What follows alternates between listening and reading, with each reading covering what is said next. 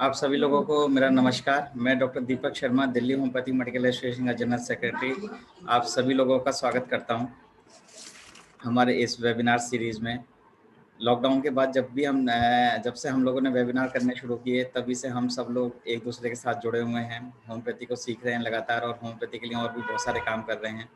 इसी सीरीज़ में मैं आप सब लोगों का फिर से एक बार स्वागत करता हूं और आशा करता हूं कि आप सब लोग हमारे सभी वेबिनार्स को एंजॉय कर रहे हैं और उनसे सब कुछ सीख रहे हैं। पहले ये सारे वेबिनार्स हम लोग सैटरडे करते थे जो मेंबर्स के लिए थे, और अब हमने कुछ दिन पहले से प्लान किया क्योंकि सैटरडे मैक्सिमम डॉक्टर्स की जो ओपीडी है वो थोड़ी हेक्टिक हो जाती है, तो सभी लोग लेट हो रहे थे। तो हमने प्लान किया है कि जो डीएचएमए मेंबर्स के लिए जो वेबिनार्स होंगे वो थर्सडे को होंगे, रात को 9 बजे, टाइम सेम रहेगा। और जो हमारी monthly symposium continuous medical education series होती आ रही थी, वो लास्ट संडे को 3 से 5 ही रहेगी, उसमें कोई बदलाव नहीं रहेगा। दिल्ली होम्योपैथिक मेडिकल एसोसिएशन 1932 से लगातार सीएमई और होम्योपैथी के लिए बहुत सारे काम करती आ रही है। मुझे सौभाग्य मिला है कि दिल्ली होम्योपैथिक मेडिकल एसोसिएशन को थोड़ा और आगे बढ़ाऊं, और आप सब लोगों का साथ रहेगा तो हम बहुत आगे बढ़ते चले जाएंगे। मैं बिना किसी देरी के स्वागत करता हूं आज के स्पीकर डॉक्टर नवनीत विदानी का। बहुत बहुत स्वागत है सर। और मैं शुरुआत करता हूं अपने प्रेसिडेंट सर से। प्रेसिडेंट सर, आप प्लीज़ हमारी इस मीटिंग को आगे बढ़ाने की आज्ञा दें तो, और हमारे स्पीकर को और हमारे सारे मेंबर्स का वेलकम करें तो बहुत अच्छा लगेगा सभी को। Doctor Y Singh sir. Thank you doctor Deepak Sharma. DHMA के हमारे patron sir doctor BP Singh, आज के स्पीकर डॉक्टर नवनीत विदानी, हमारी senior vice president doctor Avneet Kaur, vice president doctor Shweta Singh, doctor Yogendra Tyagi, general secretary doctor Deepak Sharma और वेबिनार में उपस्थित सभी सदस्य, कार्यकारिणी के सदस्य, सबसे पहले तो मेरा आप सबको नमस्कार। इससे पहले हमारी पिछली वेबिनार में डॉक्टर नूपुर शर्मा का लेक्चर हुआ था पल्सेटरा चाइल्ड पर, बहुत बढ़िया लेक्चर रहा था। अब ये हमारा शायद 47 या 48वां लेक्चर है। तो वैसे तो ये डिप्रेशन बहुत ही पुरानी बीमारी है, बहुत पहले से चली आ रही है, लेकिन हमने अपनी प्रैक्टिस में देखा है कि करीब 5 से 10 साल के बीच में डिप्रेशन के केस बहुत बढ़ गए और इस कोरोना काल में भी काफी बढ़े हैं।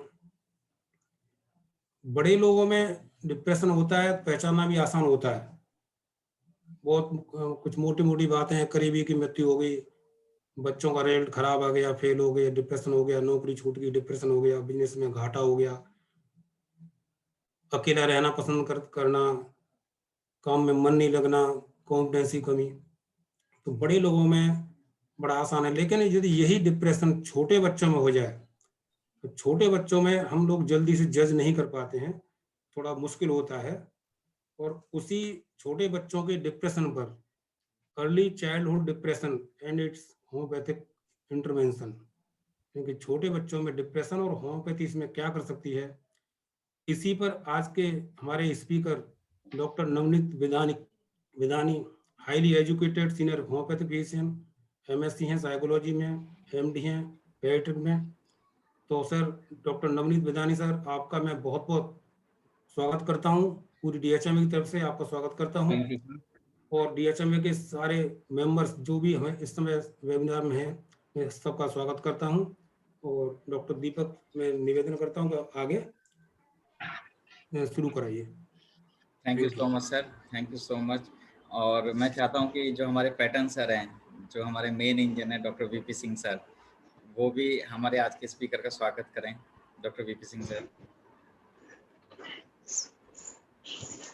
सर अपने आप को अनम्यूट कर लीजिए।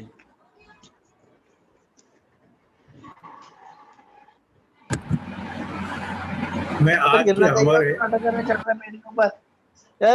आजा नीचे, तो देख कौन है, देख अंकल है, डॉक्टर अंकल। हेलो जी सर, हमें आ रही है डॉक्टर अंकल है ये।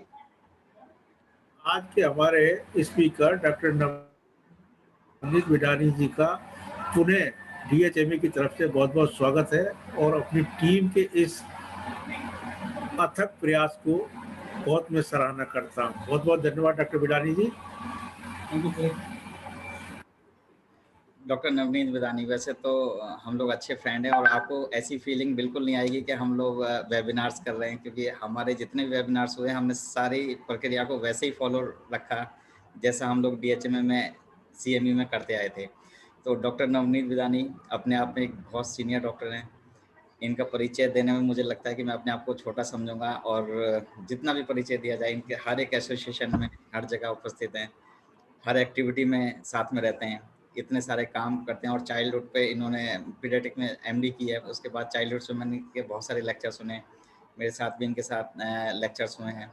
हर बार जब भी मिलते हैं तो कुछ ना कुछ एनर्जी के साथ मिलते हैं, और एक नई एनर्जी मिलती है हम सब लोगों को डॉक्टर नवनीत बिदानी के साथ।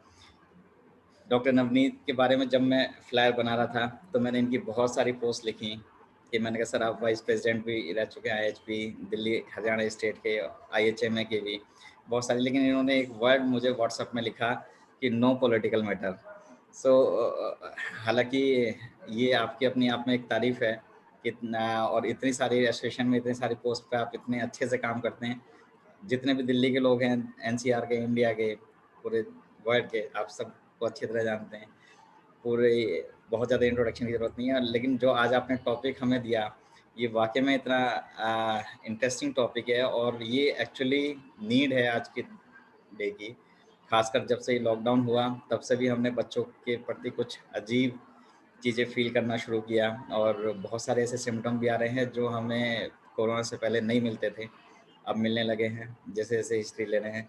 आज इसी पर चर्चा करेंगे। डॉक्टर नवनीत बिदानी सर, आपका बहुत बहुत स्वागत है हमारी पूरी एसोसिएशन की तरफ से। तो मैं चाहता हूं कि बिना किसी देरी के आप अपना लेक्चर जो है वो हमें शुरू करें, और आज की जो मॉडरेटर रहेंगी वो हमारी तरफ से डॉक्टर श्वेता और डॉक्टर साक्षी जिंदल रहेंगी। डॉक्टर श्वेता, अगर कोई भी क्वेश्चन आता है तो उनको होल्ड रखिएगा, जब सेशन खत्म हो जाएगा तो उसके बाद में हम लोग क्वेश्चन आंसर करेंगे।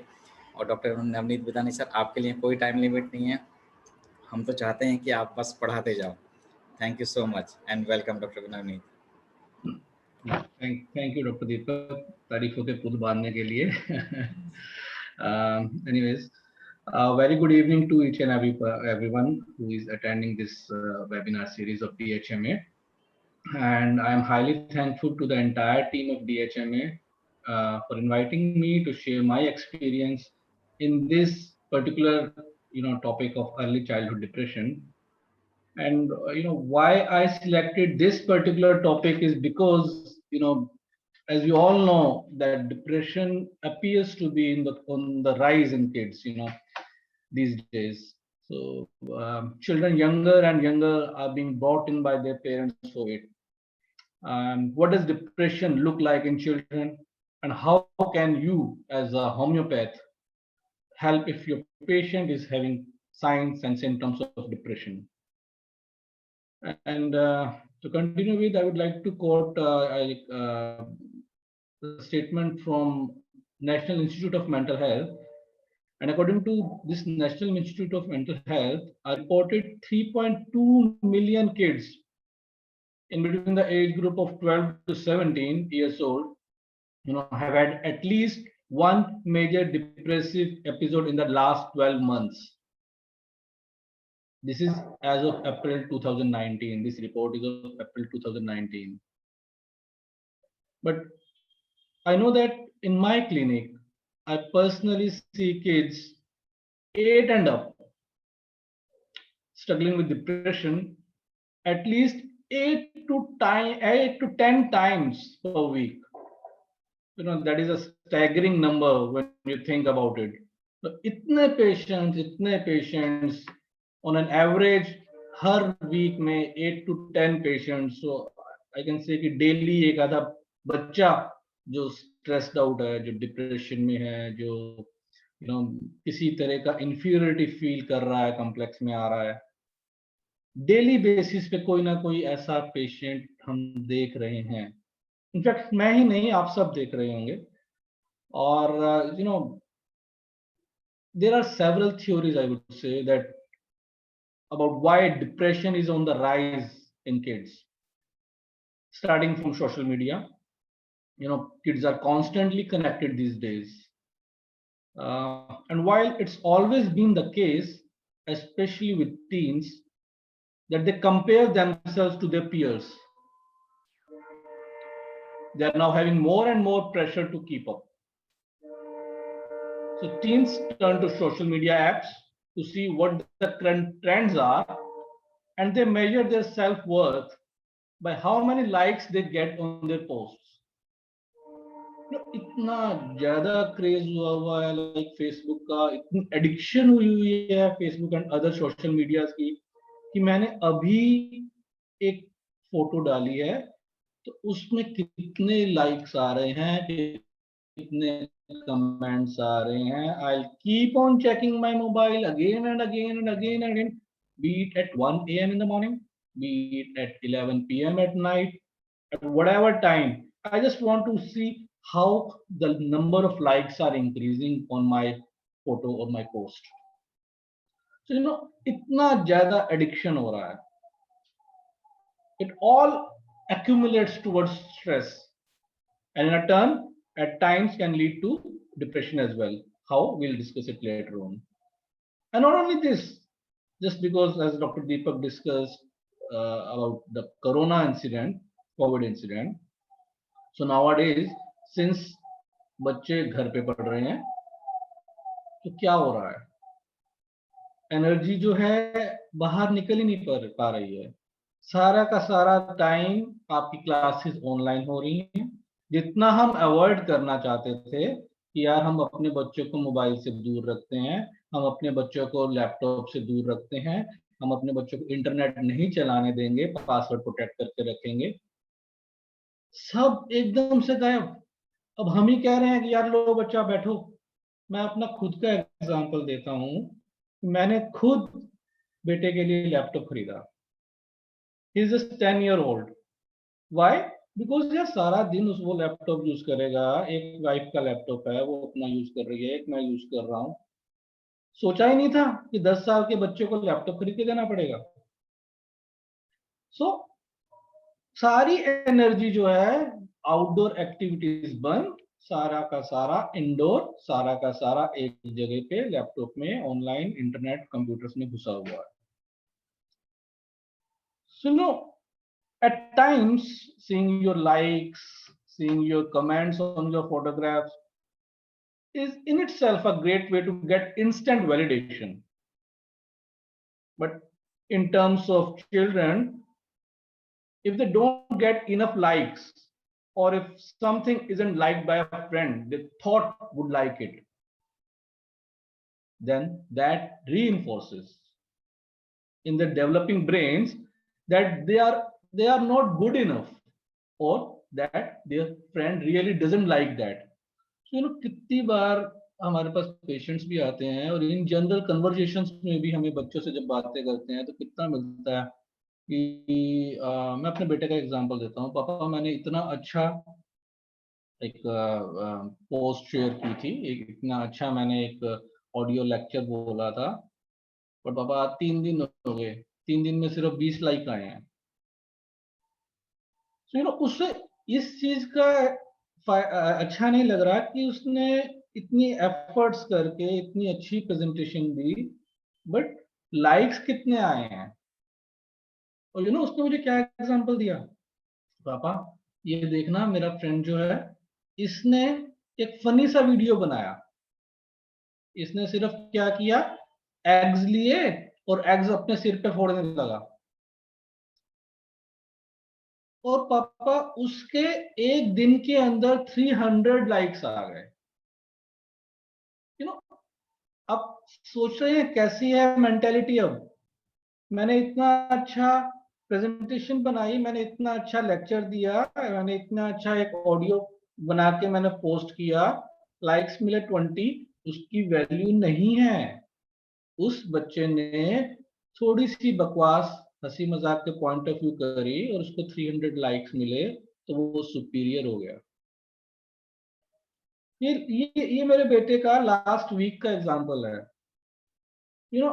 ये वो शेयर कर रहा है, बट आप ये सोचो कि 10 साल का बच्चा फील क्या कर रहा है. नेक्स्ट टाइम वो क्या करेगा? क्या वो मेहनत करेगा? क्योंकि उसे अप्रिशिएशन मिल ही नहीं रही है, उसको वैलिडेशन मिल ही नहीं रही है। उसे क्या मिल रहा है? सिर्फ 10-15 लोग जो हमारे नियर एंड डियर्स हैं, उनकी लाइक्स। जो एक बेवकूफी कर रहा है उसको इतने सारे। तो ये सब एक आज की भागती दुनिया का एक बहुत ही स्टिग्मेटिक, एक, मैं तो यही कहूंगा कि एक धब्बा है जो हमारे बच्चों के ऊपर पड़ रहा है, जो हमारे बच्चों को खराब कर रहा है।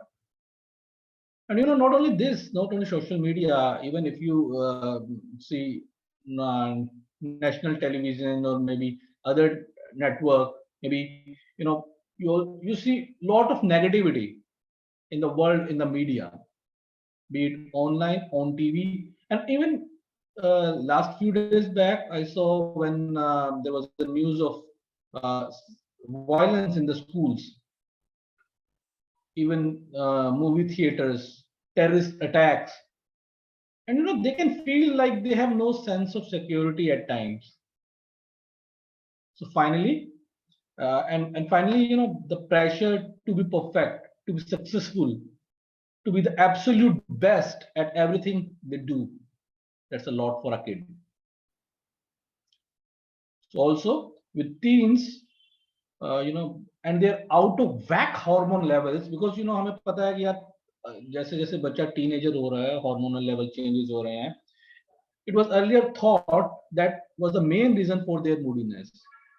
हम यही सोचते थे कि यार नहीं, बच्चा एडोलेसेंट एज में आ रहा है, हार्मोनल चेंजेस आ रहे हैं, so that was the only cause behind the depressive and aggressive nature of the child at that particular age.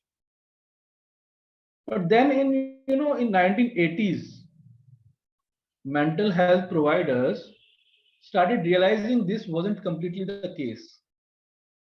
Kids can have true depression, and it started becoming okay to diagnose them more appropriately. So while it seems like there is a huge increase in depression cases, it might also be that depression has always been there, and we are just now open to seeing it and diagnosing it. So today, this is the only reason why I took this particular topic,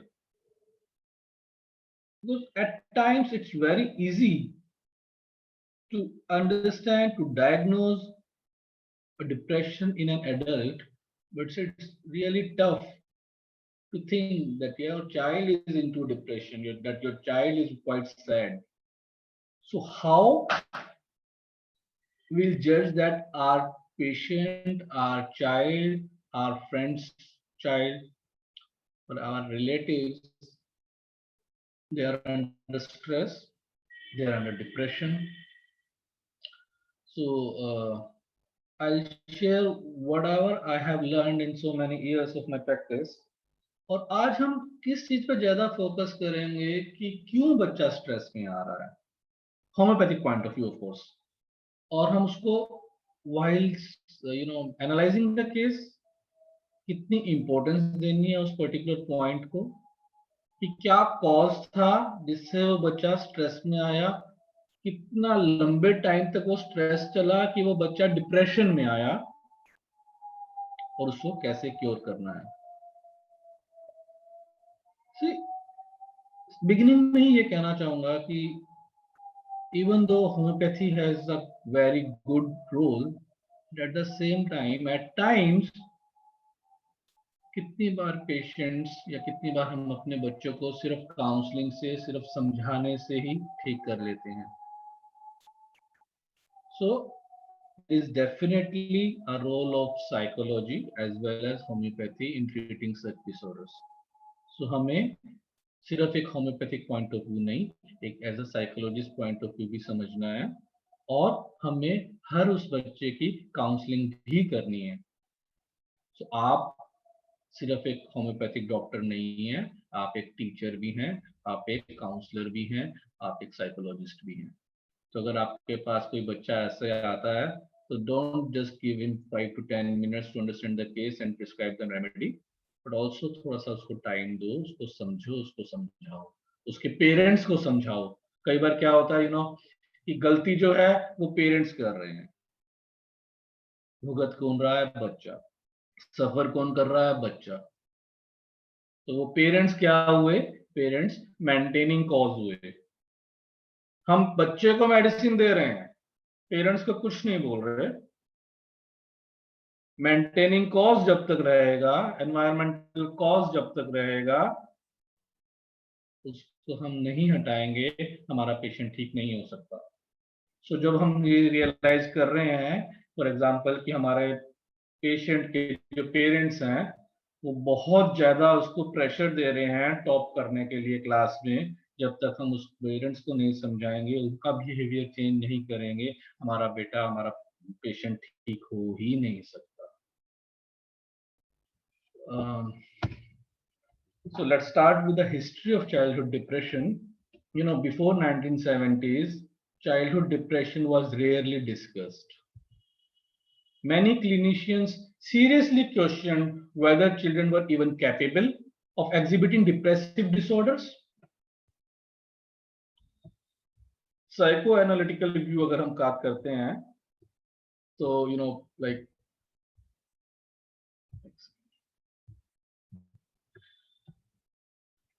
pre-adolescent children lack the degree of superego development. Sigmund Freud ने हर बीमारी को, हर psychological illness को ego से जोड़ा है। So earlier क्या सोचा जाता था कि यार बच्चों के अंदर तो इतनी सुपर ईगो होती ही नहीं है कि हम कहें कि बच्चा डिप्रेशन में जा सकता है, because ego is also one of the cause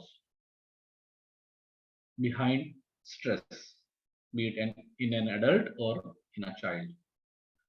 So if I say about psychoanalytical view, it's pre-adolescent children lack the degree of superego development necessary to have two depressive disorders. तो वो है ही नहीं तो कैसे होगा डिप्रेशन?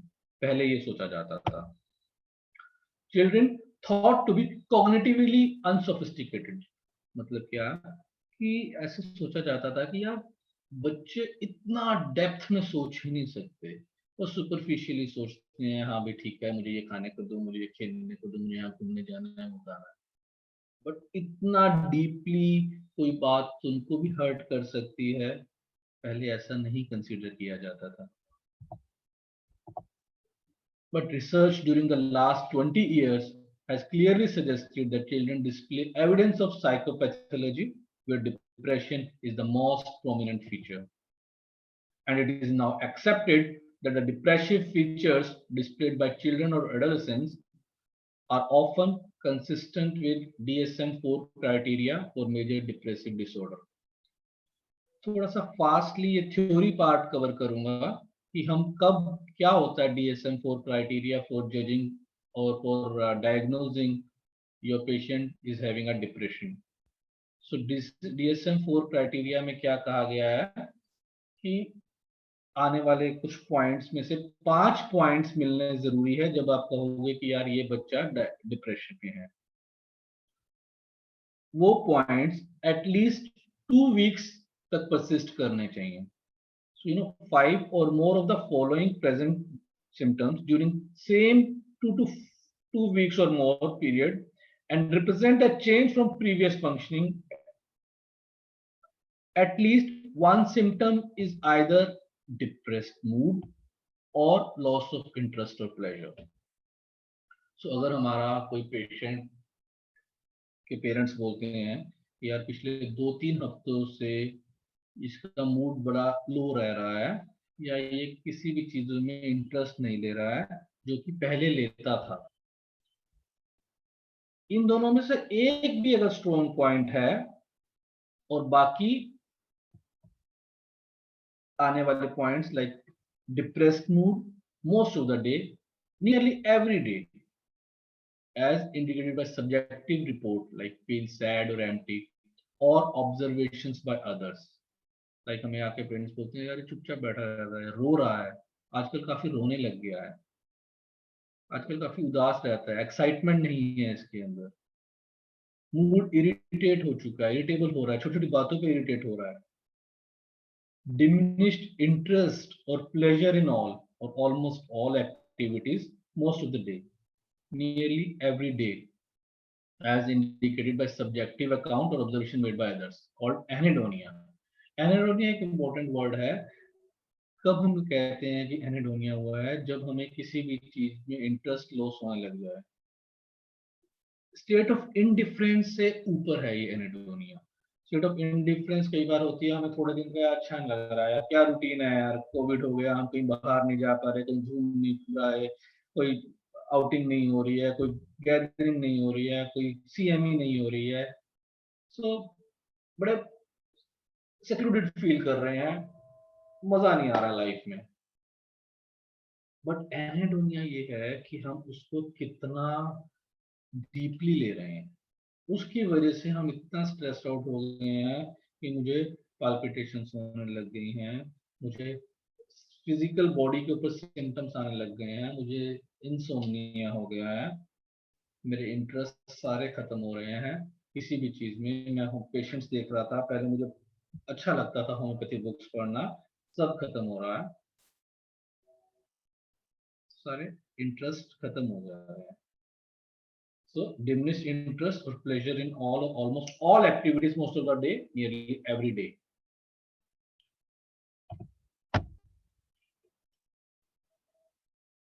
कई बच्चों में हमें ये सिम्टम्स मिले हैं, like significant weight loss when not dieting और वेट गेन. डिप्रेशन में दोनों चीजें हो सकती हैं, या तो वेट गेन भी हो सकता है, वेट लॉस भी हो सकता है, एपेटाइट बहुत ज्यादा भी बढ़ सकती है, एपेटाइट बहुत कम भी हो सकती है, गुस्सा बहुत ज्यादा भी हो सकता है, और उदासी भी बहुत ज्यादा आ सकती है. टाइम हो जाता है, और एट टाइम बच्चा जो है, और काफी पेशेंट्स के अंदर वेट गेन भी मिलता है. इंसोम्निया और हाइपरसोम्निया, साइकोमोटर एजिटेशन और रिटार्डेशन, फैटीग और loss of energy nearly every day. बच्चे जो एनर्जी के जनरेटर होते हैं, वो हम देख रहे हैं कि यार आजकल बच्चा खेलता ही नहीं है, थोड़ी सी देर में ही थक रहा है.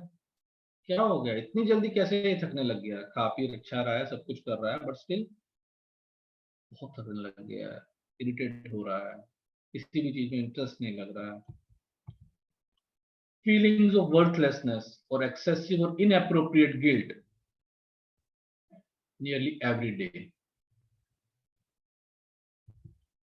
Diminished ability to think or concentrate or indecisiveness nearly every day. Recurrent thoughts of death, recurrent suicidal ideation, ये हमारे टीनेजर्स से मिलने शुरू हो जाते हैं suicidal thoughts. So this may be especially difficult with relatively young patients. So अब क्या है कि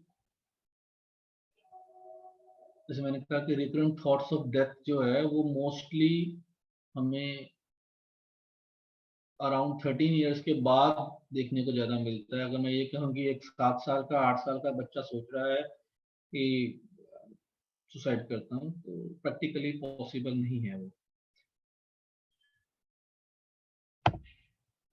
अब एक बहुत बड़ा क्वेश्चन आता है कि what's the difference between anxiety and depression. At times क्या होता है कि बच्चों को थोड़ी सी एंजाइटी हो रही होती है और हम उसको नाम दे देते हैं कि यार नहीं ये डिप्रेशन हो रहा है, या वाइस वर्सा.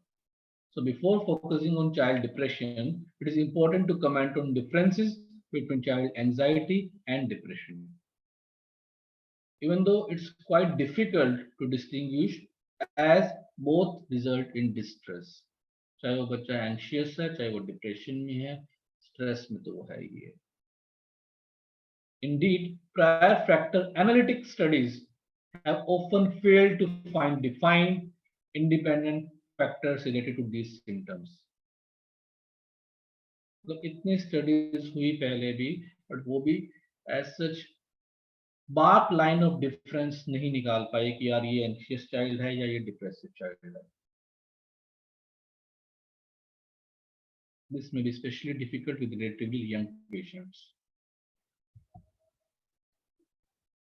So क्या difference क्या है? Depression and anxiety are both characterized by a high level of distress. ठीक है? Depression is uniquely related to anhedonia, loss of interest,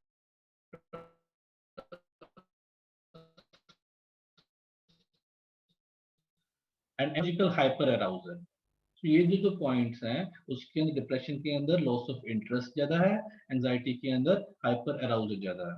The distinction between anxiety and depression can thus be enhanced by emphasizing the dimensions that separate the two conditions, anhedonia and hyperarousal.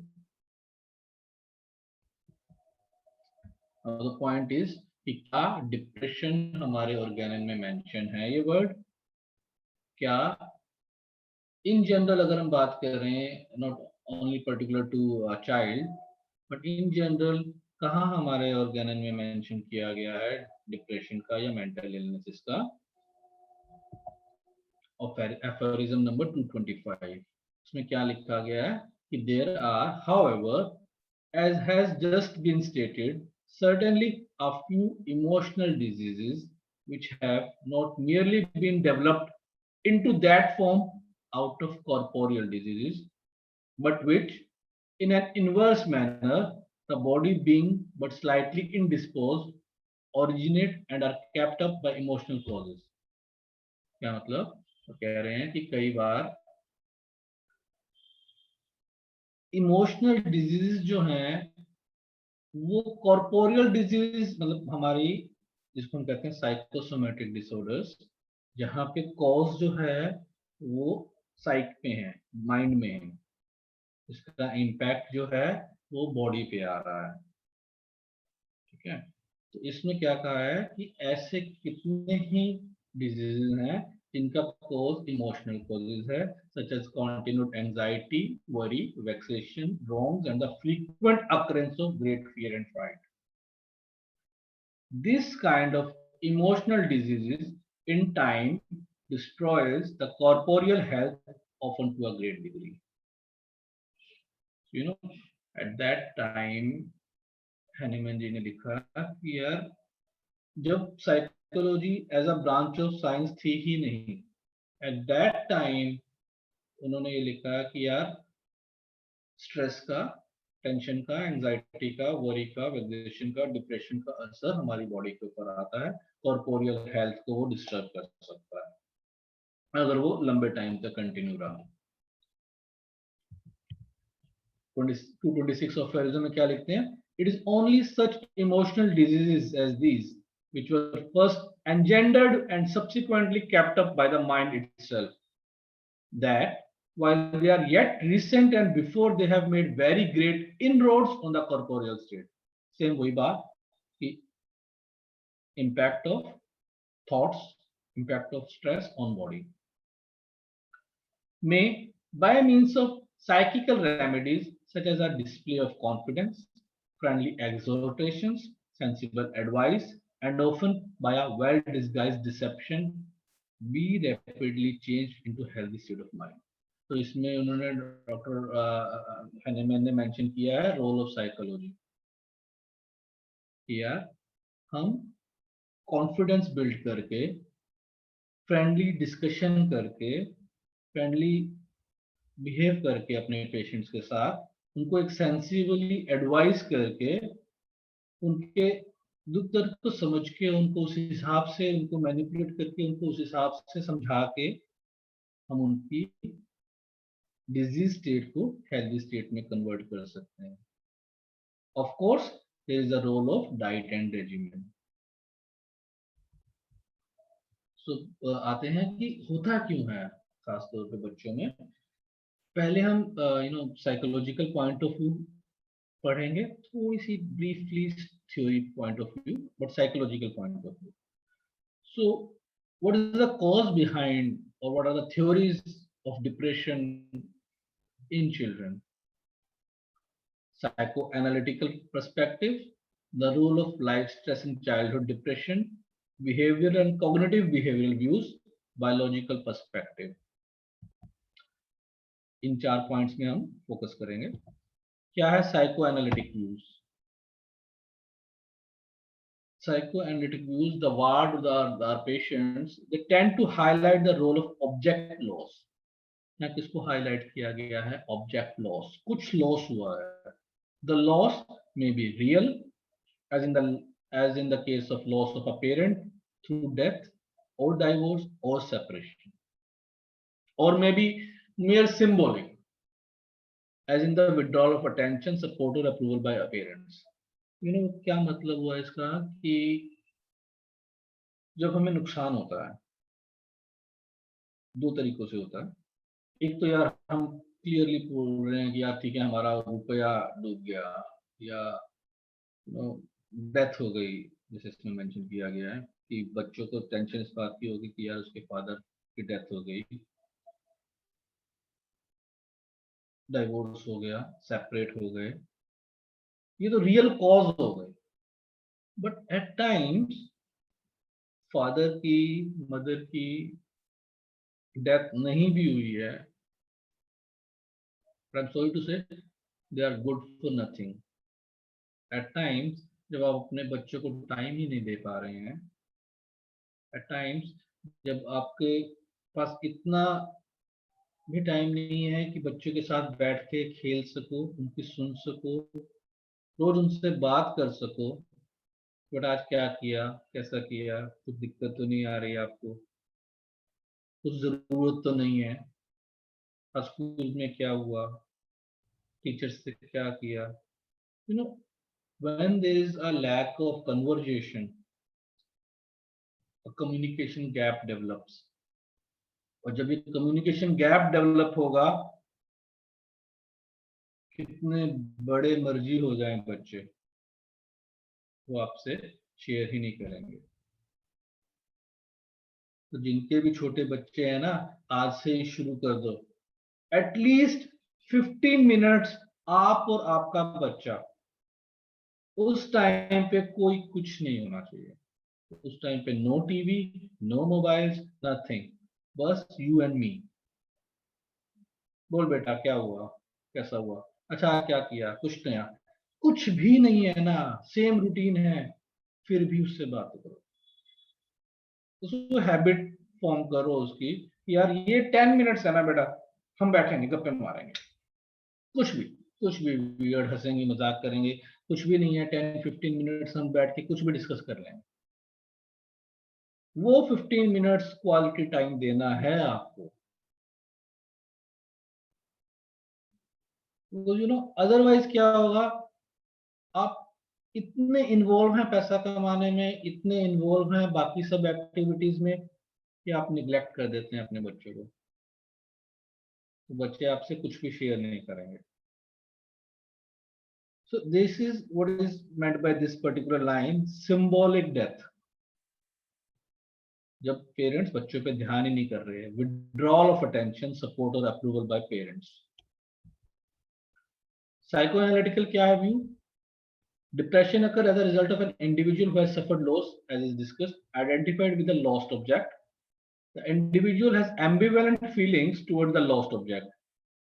As a result of identification, he or she may turn the feelings of hostility against the self and experience depression. मतलब क्या कि बच्चे कई बार ये actual loss के बारे में बात है, या कई बार कुछ लॉस हुआ तो बच्चे उस पर ब्लेम खुद को देने लगते हैं, अंदर ही अंदर शायद मेरी वजह से ऐसा हुआ, शायद मेरी वजह से मम्मी पापा के बीच में झगड़ा हुआ। So they start developing hostility towards inside. They start, the feeling of hatred comes, self guilt comes, यार मैं ही हूं, I am the only cause for this suffering. Thought to occur in persons who are fixated at the oral stage of psychosexual development, who are overly dependent and who subsequently experience significant loss. ये थोड़ा depth में इसमें नहीं जाते हम, ये concept जंग का है, इसमें सॉरी फूड का ही है, जिसके अंदर हम साइकोसेक्सुअल पार्ट में जा रहे हैं। आगे बढ़ते हैं. So more often been used to account for depression in adults rather than child. Very little empirical data on the relevance to childhood depression, although psychoanalytic approaches to therapy for depression is not common in some places.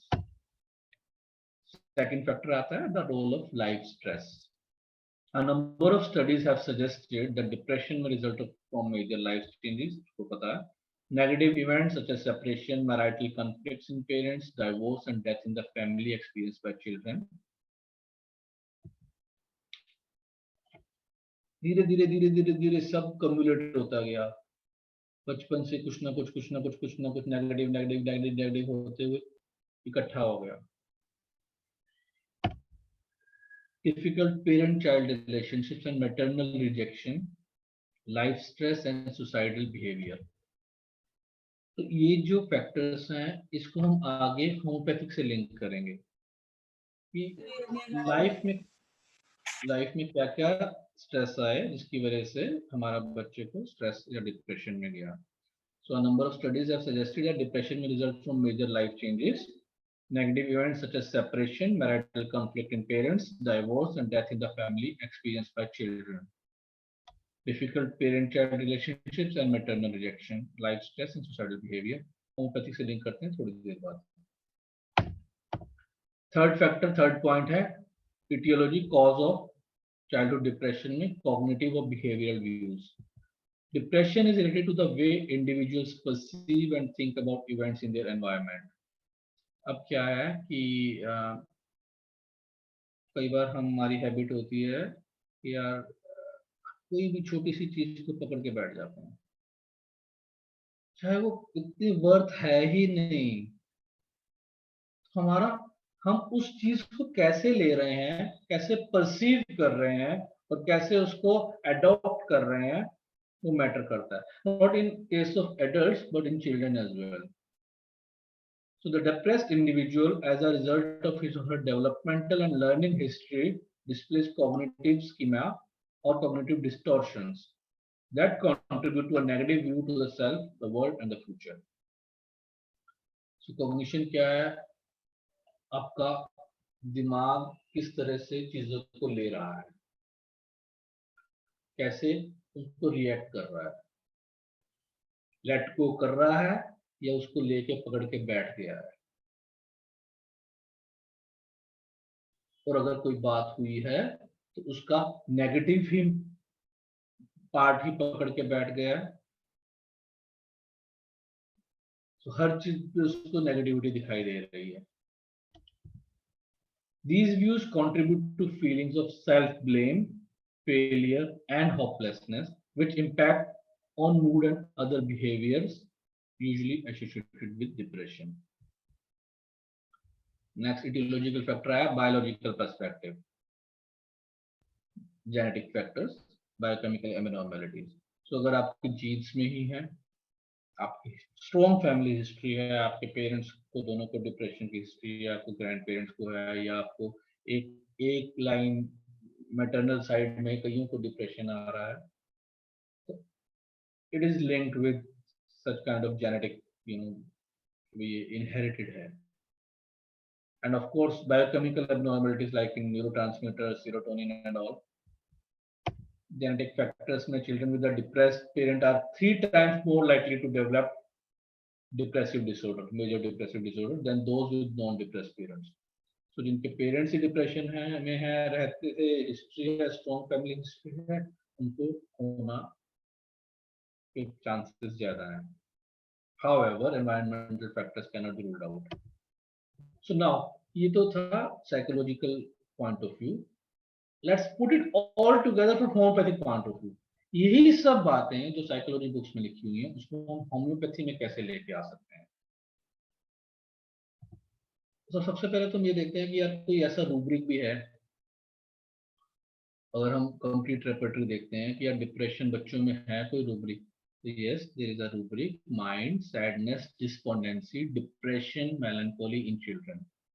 But इसमें बहुत कम medicine दी हुई हैं. Abrotinum, arsenic, aurum, calcarea, carcinosin, causticum, lactacil, etc. Only 12 remedies are mentioned. अब और भी होगी थोड़ा सा, but जब तक आप कॉज नहीं समझोगे ना कि हुआ क्यों, ये रूब्रिक आपके लिए बकवास है। अगर हम सिंपल डिप्रेशन का रूब्रिक देखते हैं ना, तो उसके अंदर मोर देन 200 मेडिसिन है। अगर हम सिंपल सैडनेस का रूब्रिक देखते हैं, उसके अंदर मोर देन 200 मेडिसिन है। इसमें यहाँ पे सिर्फ एक चिल्ड्रन वर्ड ऐड कर दिया और उन्होंने मोर देन 200 मेडिसिन को हटा के सिर्फ 12 पे ला दिया। और कितने केसेस ऐसे हैं जो मैंने इतने सारे पेशेंट्स ठीक किए हैं जो इसमें है ही नहीं। तो जब तक हम कॉज नहीं पकड़ेंगे तब तक इस तरह के रूब्रिक की कोई वैल्यू नहीं है। मर्फी ने क्या दिया, ये वाला जो पहले वाला रूब्रिक था ये कंप्लीट का था। मर्फी ने क्या दिया है, सेम वैसे ही, डिप्रेशन, सैडनेस इन चिल्ड्रन। इसने भी 10-11 मेडिसिन दी हैं, but again I will say कि ऐसे रूब्रिक्स मत पकड़ो। एक रूब्रिक और आता है स्ट्रेन सिंथेसिस में, सैडनेस इन चिल्ड्रन। और कंप्लीट ने फिर से उसी रूब्रिक में एक सब रूब्रिक ऐड किया, कॉजलेस सैडनेस इन चिल्ड्रन। मेरे भाई, कोई भी बच्चा बिना किसी कॉज के उदास तो होगा नहीं, अनलेस एंड अनटिल कोई जेनेटिक उसमें आ रहा है। और अगर जेनेटिक उसमें आ रहा है तो क्या ये सिर्फ कैलकेरिया और कॉस्टिकम 2 ही मेडिसिन होंगी जिससे आप ठीक कर सकते हो बच्चे को? कितनी बार पेरेंट्स बोलते हैं यार हमें तो पता ही नहीं है क्यों उदास रहता है, जब देखो बस उदासी में पड़ा रहता है। क्यों? क्योंकि कम्युनिकेशन गैप है। आपने कभी दिल से उससे बात ही नहीं करी, उससे निकाला ही नहीं अंदर उसका क्या है, और आपने आके हमें बोल दिया और सब हर चीज है इसके पास फिर भी ये उदास रहता है, हर चीज है इसके पास, कोई कमी नहीं है फिर भी ये दुखी रहता है। बेस्ट से बेस्ट स्कूल में पढ़ रहा है, बेस्ट से बेस्ट इसके पास गैजेट्स हैं, सारी इच्छाएं पूरी होती हैं, जो मांगता है वो मिल जाता है, बट स्टिल दुखी है। क्यों दुखी है? तो क्या आप ये रूब्रिक ले लोगे, mind causeless sadness causeless in children? नहीं, हमें कॉजेस जानने पड़ेंगे। कैसे? देखते हैं। जैसे हमने पहले डिस्कस किया, psychological point of view, low parental warmth, जहां पे हम सिंबॉलिक था कि यार फादर तो हैं बट कोई प्यार नहीं है। ये रूब्रिक इंपॉर्टेंट है। Mind, aversion to children, aversion to her own children with guilty feeling from sadness. Mind, indifference towards children, indifference of mother towards her own children. So low parental warmth जहां हमें आ रही है, at that time ये rubric हम ले सकते हैं। जब हमें पता लग रहा है कि यार ये मदर और चाइल्ड का रिलेशन अच्छा नहीं है, फादर और चाइल्ड का रिलेशन अच्छा नहीं है, ये तब पता लगेगा जब हम इंडिविजुअली बच्चे से बात करेंगे, जब हम इंडिविजुअली पेरेंट्स से बात करेंगे। ओवर एक्सपेक्टेशंस, ये आप सबको पता है कि ailments from expectations of too high expectations of parents, when the ailments from too high expectations of parents, Carcinosin mention किया हुआ है, और मेडिसिन भी हैं like alumina, like Staphylococcus, like manganum. So जब ओवर एक्सपेक्टेशंस हो जाती हैं हमें हमारे बच्चों से, हम नोइंगली और अननोइंगली उन पे बर्डन डालने लग जाते हैं, और वो बर्डन वो बच्चे अपने पेरेंट्स की एक्सपेक्टेशंस पूरा करने के लिए स्ट्रेस्ड आउट हो जाते हैं। तो जब हमें ऐसा दिख रहा है, जब हम बच्चे से पेशेंट से बात कर रहे हैं और हमें ऐसा कोई भी पॉइंट नजर आता है कि यार बहुत ज्यादा मिलिट्री ऑर्डर चल रहा है इसके ऊपर, बच्चे की बैंड बजा रखी है इसके पापा ने, इसकी मम्मी ने, तो उसको स्टार्ट प्रॉबिंग मोर एंड मोर।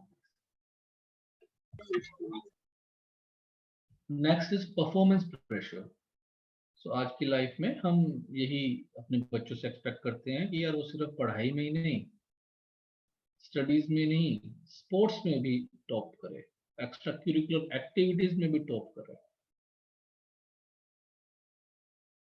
पहले तुम खुद तो कर नहीं पाए, अपने बच्चों के ऊपर तुमने फांसी लगा रखी है। उसको ये क्लास में भी ज्वाइन करवा रखा है, उसको ये भी करवा रखा है, वो भी करवा रखा है, फ्री तो छोड़ा ही नहीं हुआ उसको। क्यों? क्योंकि हमारी सोसाइटी के सारे बच्चे जो हैं डांस क्लास में जा रहे हैं, स्विमिंग क्लास में जा रहे हैं, क्योंकि हम एक्सपेक्ट कर रहे हैं कि हमारा बच्चा जो है वो टॉप करे। सारे बच्चे टॉप करेंगे तो सेकंड कौन आएगा? टॉप तो एक ही आएगा। क्यों इतनी ओवर एक्सपेक्टेशंस हैं?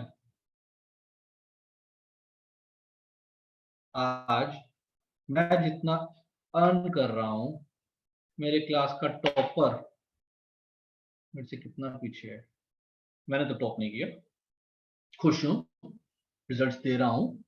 मेडिकल कॉलेज की बात करूं तो जो हमारी क्लास की टॉपर थी वो फोन करके पूछती है कि यार नवनीत, ये पेशेंट ठीक ही नहीं हो रहा, क्या करूं? क्या वैल्यू, क्या फायदा हुआ उस ग्रेड का? क्यों इतना प्रेशर दे रखा है यार, टॉप करना है? So performance pressure is one of the main cause behind the stress and behind the depression of a child. इसमें भी फिर रूब्रिक आ गया ailments from domination in children when it is related with overprotective and over involved parents, when you get long history of excessive parental control, when you see harsh upbringing. So जब इस तरह के points आपके पास आ रहे हैं, आपके पास direct rubrics हैं, इनको लेना है। पर वो कब लोगे? जब आप ये पॉइंट निकाल पाओगे। ये मैंने पहले भी एक दो जगह पे बताया है, इनफैक्ट शायद DHMA की उस पर बताया था कि जब भी इतना ज्यादा ओवर प्रेशर पड़ जाता है तो बच्चा दो स्टेट में, या तो वो बहुत ज्यादा एक्सेल कर जाता है या बहुत ज्यादा वो टूट जाता है। जब भी हम किसी चीज को, किसी बच्चे को बहुत ज्यादा प्रेशराइज करते हैं, so due to pressure from parents who are always seen instructing the child to do this and not to do that, the child is then pressurized and develops the state of alumina or carcinosin. मतलब क्या समझते हैं? like what's carcinosin state of mind in such a scenario of dominating parents?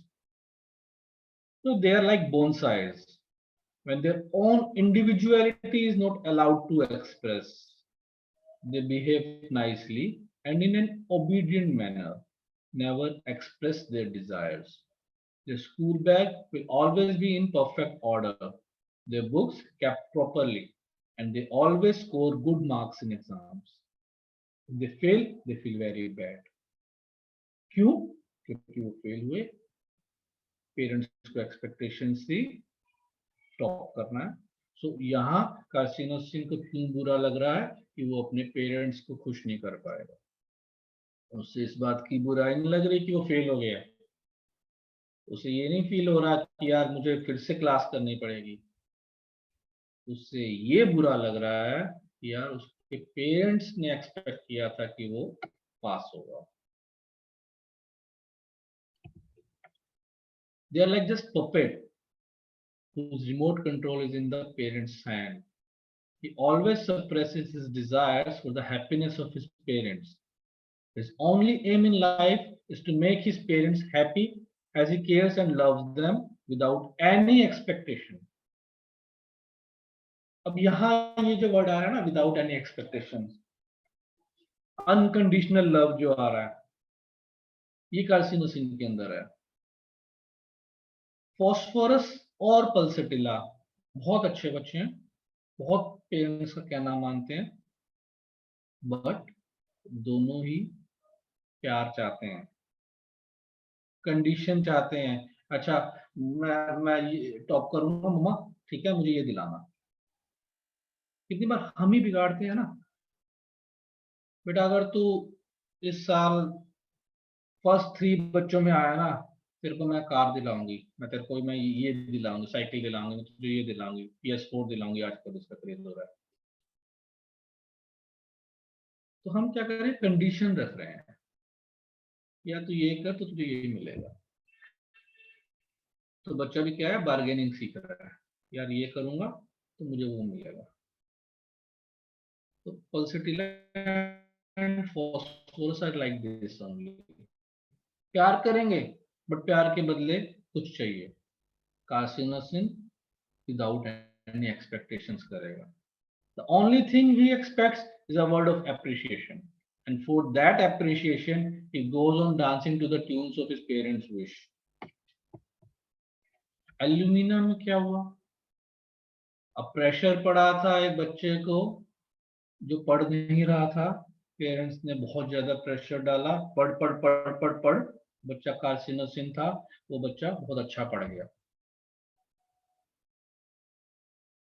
अब वो बच्चा alumina था, alumina के ऊपर पेरेंट्स ने प्रेशर डाल दिया, भाई पढ़ ले पढ़ ले पढ़ ले, टॉप करना है। अब एल्यूमिना की मेंटेलिटी कार्सिनोसिन जैसी तो है नहीं कि वो जितना मर्जी आप बोलो उतना वैसे ही पढ़ता रहेगा। आप बोलो 10 घंटे पढ़ने हैं, वो 10 घंटे पढ़ेगा। So whatever the child does, the parents try to correct him, and in the bargain the child loses his identity. He is basically a left-handed child who has been forced to be right-handed. Means क्या, वो inborn left-handed है, but हमें पता है कि यार right hand से लिखना चाहिए, तो हम उसके पीछे पड़े हुए हैं, लिख राइट से लिख, राइट से लिख, राइट से लिख, ऐसे नहीं करना वैसे करना, ऐसे नहीं करना ऐसे करना, ड्राइंग मत कर, ड्राइंग मत कर, पेंटिंग कर, पेंटिंग मत कर, डांस कर। अरे पापा मुझे तो म्यूजिक करना है, नहीं म्यूजिक का क्या स्कोप है, डांस कर। सो जो वो करना चाह रहा है वो नहीं करने दे रहे, जो मैं करना चाह रहा हूं, जो मैं नहीं कर पाया वो मैं उससे करवाना चाह रहा हूं। सो यही डिफरेंस है एल्यूमिना और कार्सिनोसिन में, कि अनड्यू प्रेशर या बहुत स्ट्रिक्ट प्रेशर देने के बाद एल्यूमिना जो है वो और बिगड़ जाता है, कार्सिनोसिन बहुत सुधर जाता है। So there is a rise in identity in carcinosin, whereas there is decline in identity in alumina. Carcinosin are very intellectually sharp, they are very dull. They score good marks, alumina score very less marks. Alumina is always confused and they are very much mature. They matured very early. Carcinosin are very studious and alumina try to avoid study. Alumina are not good at calculations, where carcinosin is very sharp in calculations. Carcinosin are very fastidious, very perfect, whereas alumina कोई फर्क ही नहीं पड़ता, गंदा है क्या है, बिगड़ा है कुछ नहीं, they are very uncouth. Similarly एक मेडिसिन आती है स्टेफिसगेरिया, स्टेफिसगेरिया में भी पेरेंटल प्रेशर खूब है, वो भी लाइक एल्यूमिना डिक्लाइन में जाता है बिकॉज ऑफ प्रेशर, बट इतना डिक्लाइन में नहीं जाता जितना एल्यूमिना चला जाता है। स्टेफिसगेरिया सप्रेस करता रहता है, मुझे तो डांस करना था, मैं म्यूजिक कैसे कर रहा हूँ, प्रेशर पेरेंट्स का पड़ा हुआ है। अभी तक हमारे को बुक्स में यही लिखा गया था कि यार जो ये रूब्रिक था पहले, ailments from too high expectations of parents, यहाँ सिर्फ एक कार्सिनोसिन दिया गया, इसके अंदर ऐड होना चाहिए एल्यूमिना भी, स्टेफिसगेरिया भी।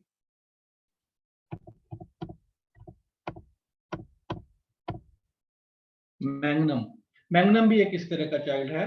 Magnum is a shy child of dominating parents. As a result of this domination, the child has lack of confidence and becomes anxious, sad, reserved, and frightened. अब यहाँ क्या हुआ, कार्सिनोसिन तो पेरेंट्स को बहुत प्यार कर रहा है, उनके लिए जी जाए कर देगा, मरने को तैयार है। और यहाँ मैग्नम में क्या हुआ, he develops the feeling of bitterness towards his parents and is discontented with himself and with his situation. तो यहाँ वो बच्चा पेरेंट्स से दूर होता जाएगा, परवाह ही नहीं करेगा, गाली देना तक शुरू कर देगा। Coming back to positive factor, जैसे हमने साइकोलॉजिकल पॉइंट ऑफ व्यू किया वैसे ही हम कर रहे हैं। Like insecure attachment above all with the mother, जो जेनेटिक फैक्टर पढ़ा था वहां पे, children of anxious mothers often exhibit anxiety about separation, not only because children fears about their own security but also about their mother's safety during separation. यहाँ anxiety हो रही है about his family. अगर उसकी मदर एंशियस है, अगर mother उसकी depressed है, अगर वो स्ट्रेस्ड आउट है, तो यहाँ बच्चे पे भी असर पड़ रहा है। रूब्रिक है mind anxiety about his family. अब सैक्रम एक मेडिसिन है, आजकल मैं काफी यूज कर रहा हूँ। उसमें क्या है, fear of being abandoned. They are afraid to lose the mother's love and therefore they demand it completely. यहाँ उसे हर वक्त लगता है यार मम्मी मुझे प्यार नहीं करेगी, मम्मी मुझे छोड़ के चली जाएगी, मम्मी मेरे दूसरे भाई को बहुत प्यार करती है, मुझे प्यार नहीं करती है, मैं अकेला रह गया। Natural need of attention and bodily contact.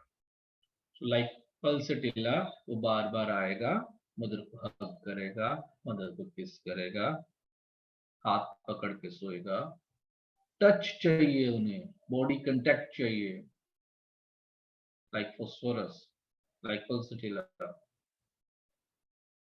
तो जब ये स्ट्रेस बढ़ जाता है तो वो किस तरह उनमें शो ऑफ होता है? Behaviors such as thumb sucking, nail biting, and the demand to be carried or rocked. Doctor साहब, ये बच्चा ना देखो 10 साल का 8 साल का हो गया, इसने कभी भी 7 साल तक थम्स तक नहीं किया था, जबकि छोटे बच्चे करते हैं। ये अब शुरू हुआ है, ये देखना अब इसको क्या आदत पड़ गई है नेल बाइटिंग की। जब ये छोटा था तब इसने बिल्कुल नहीं किया, तो ये 12 साल का बच्चा नेल बाइट कर रहा है। रीजन समझो क्यों कर रहा है, कहाँ वो स्ट्रेस में है, किस वजह से वो बेड वेटिंग करना शुरू हो गया है इस एज में। When they don't get what they want, they can become very furious, provocative, jealous, and aggressive. Sacrum is also a very good remedy for forsaken feeling, for fear of being abandoned.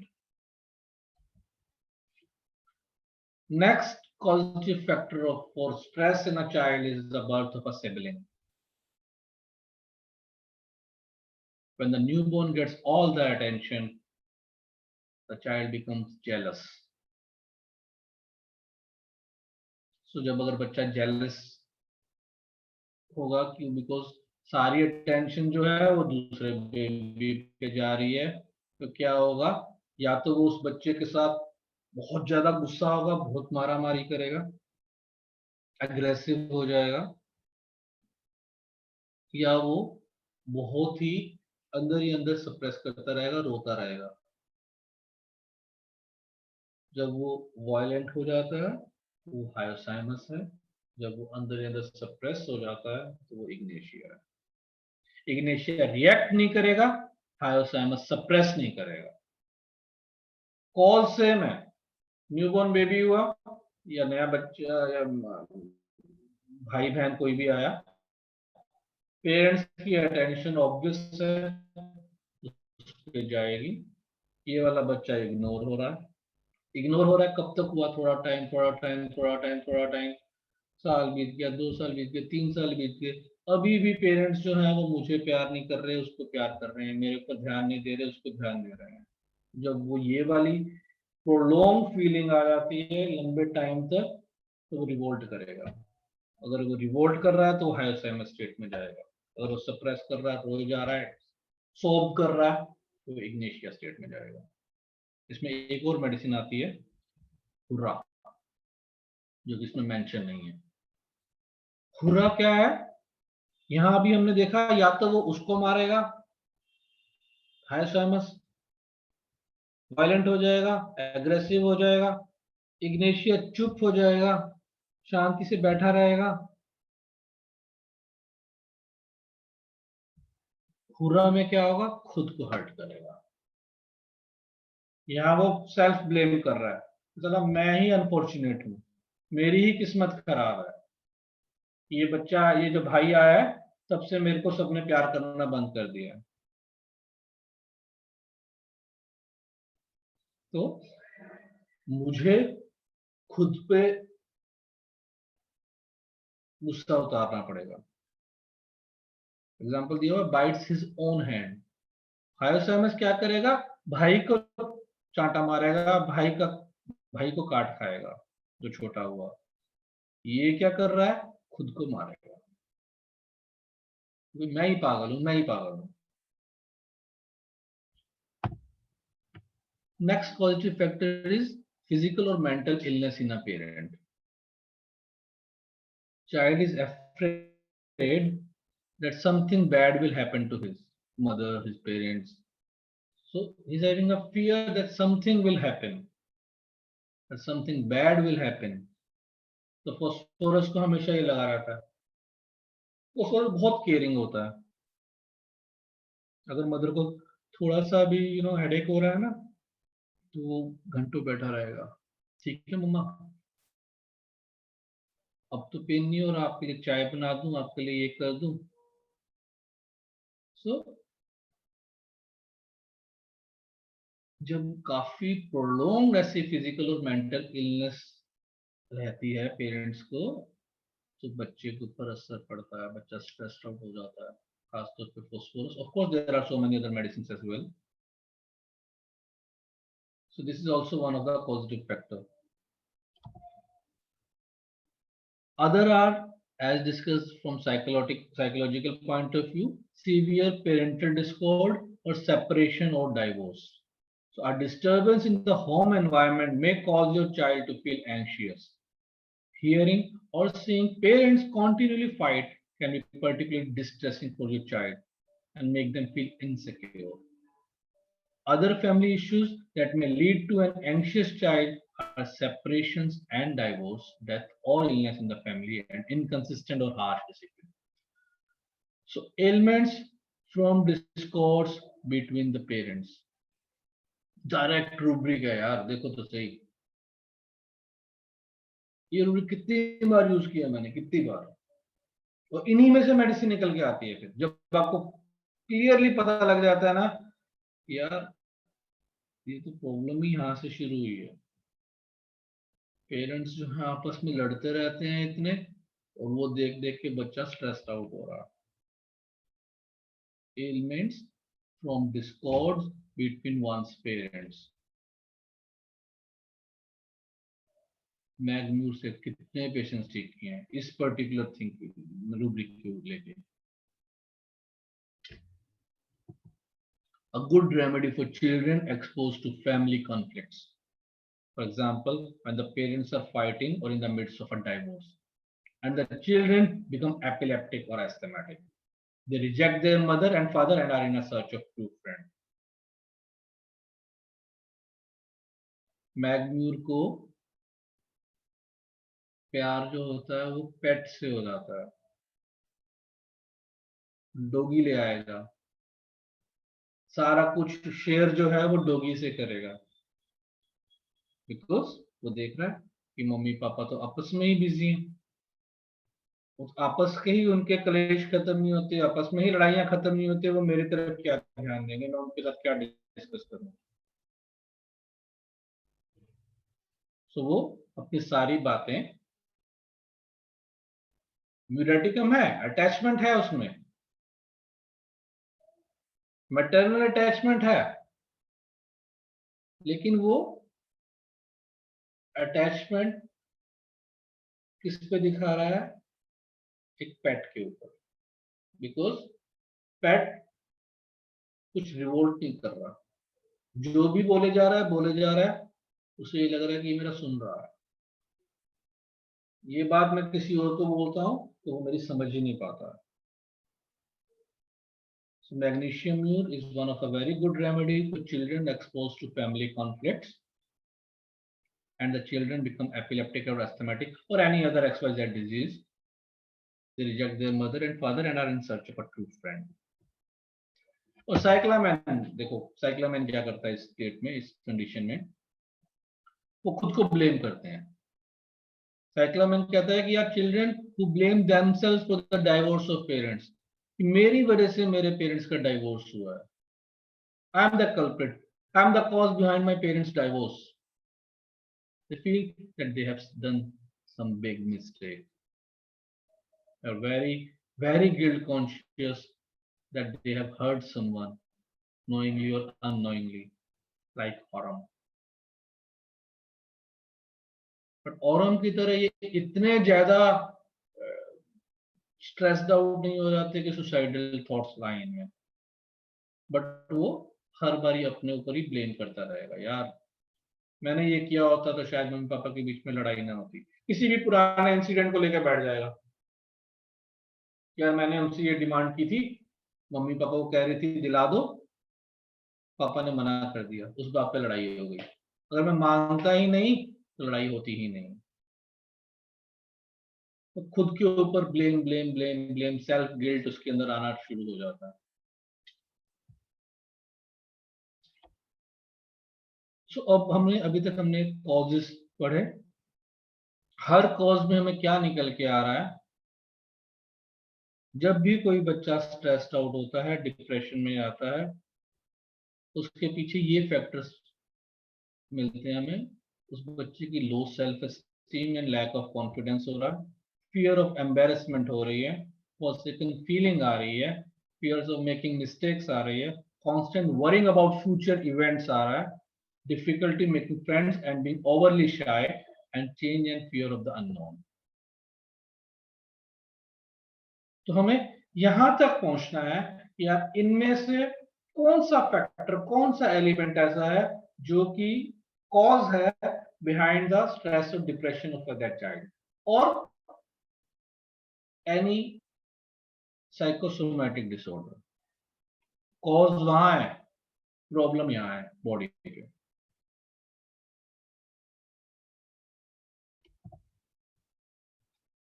तो जब हम यहाँ पे पहुंचेंगे ना, तो हमें एक फैक्टर समझ में आएगा कि यार हर बच्चा रिएक्ट डिफरेंटली करेगा। सेम स्ट्रेस हो, सेम घर में मदर फादर की लड़ाई चल रही है जिसकी वजह से स्ट्रेस हो रहा है, हर बच्चा, हर पर्सनालिटी, हर कॉन्स्टिट्यूशन उसको अलग से उसको रिएक्ट करेगा। तो जो हमारा प्रिस्क्रिप्शन होगा ना, वो रिएक्शन पे होगा।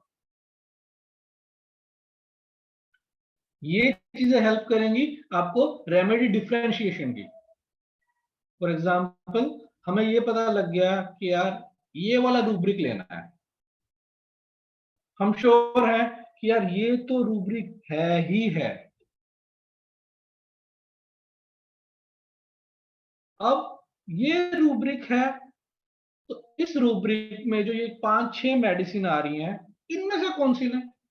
इनमें से हम लेंगे रिएक्शन के ऊपर कि उस बच्चे ने इस पर्टिकुलर सिचुएशन पे, इस पर्टिकुलर कंडीशन पे रिएक्ट कैसे किया।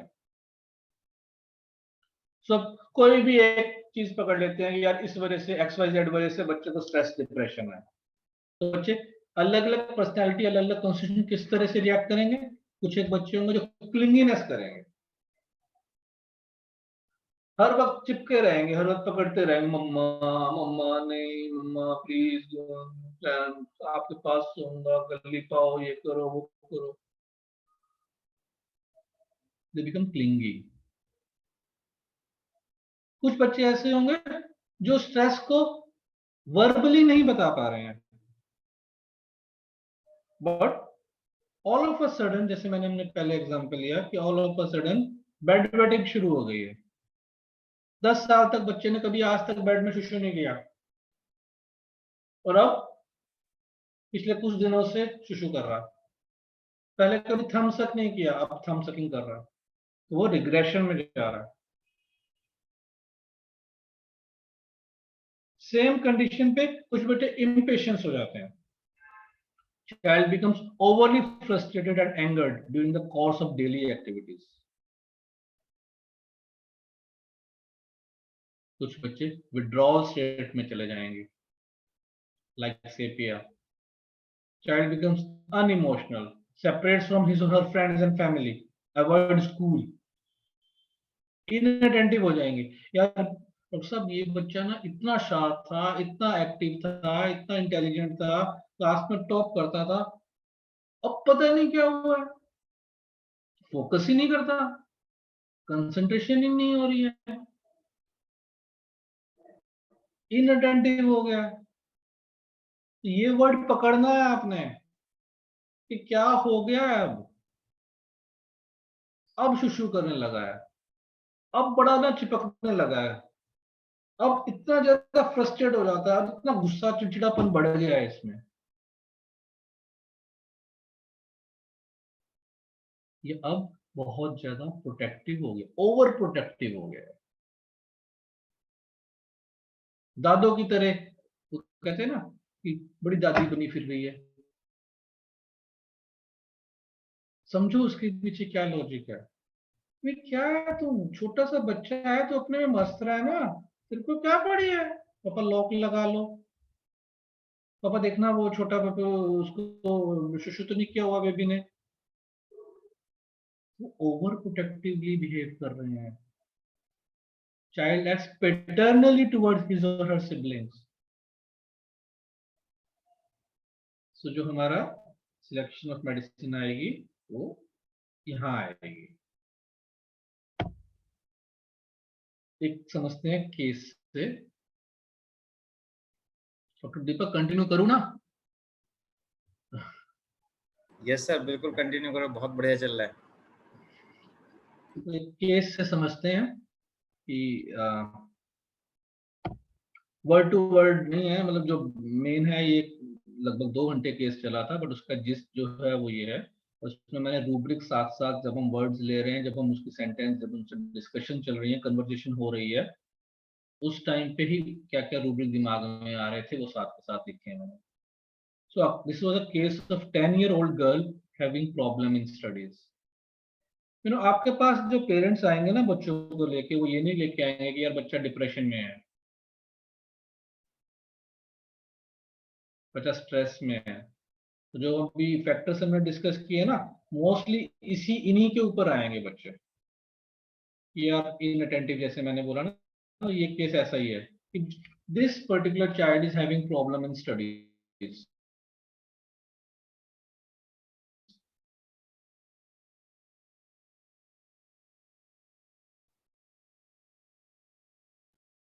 तो मैंने जैसे सब बच्चों से पूछा, हाँ बट चुपचाप बैठी हुई है।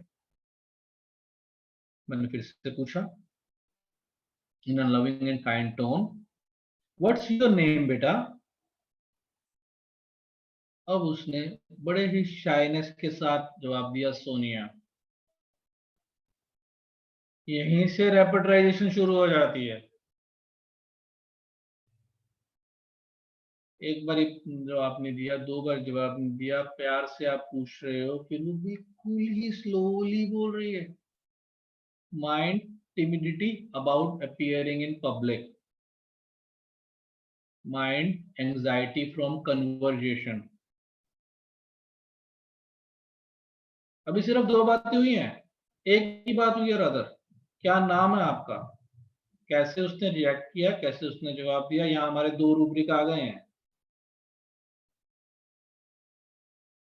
ये नहीं है कि ये दोनों रूब्रिक ही लेंगे हम, just for teaching point of view, just for understanding the case मैं आपको बता रहा हूँ। आगे हम देखते हैं क्या क्या पॉइंट्स लेंगे हम, रूब्रिक लेंगे हम। सो मदर से भी क्या हुआ, कैसे हुआ, क्या क्या हो रहा है, आप बताओ। तो उनके कमेंट्स थे, she can not concentrate on studies and become blank nowadays, she can not even remember simple meanings and spellings, the syllabus has increased and how will she cope up with it? I'm really worried, doctor. please do something. She's like this since the last year. Earlier, she was very good in studies, but after the third standard, her performance has altered drastically. तो क्या कह रहे हैं कि यार doctor साहब पहले बहुत अच्छी थी, बहुत इंटेलिजेंट थी, अब ये फोकस नहीं कर पा रही है, कंसंट्रेट नहीं कर रहा है ये। जब मैं आपके पास आई हूँ इसलिए आई हूँ कि ये ब्लैंक हो रही है आजकल, कुछ भी इसके समझ में नहीं आ रहा है, छोटी छोटी चीजें ही नहीं समझ में आ रही हैं। She cannot even remember simple meanings and spellings. तो जो मदर नरेशंस है वहां से हमारा क्या रूब्रिक आ रहा है? Absent minded when spoken to. तो उसने क्या बोला? She can not even remember simple meanings and spellings. Earlier, she was very good in studies, but after the third standard, her performance has altered drastically. She has become blank nowadays. Blank मतलब नम हो गई है, absent minded हो गई है। तो मैंने पूछा कि यार ऐसा क्या हुआ कि वो थर्ड स्टैंडर्ड के बाद उसमें ऐसे चेंजेस आने शुरू हुए? Doctor she was a good student till the second class. As her didi residing at her neighborhood was taking her studies, but when her father got transferred, we had to shift here in Mumbai. In the meantime, her grandfather, with whom she was quite attached, died of heart attack, and the whole scenario got changed.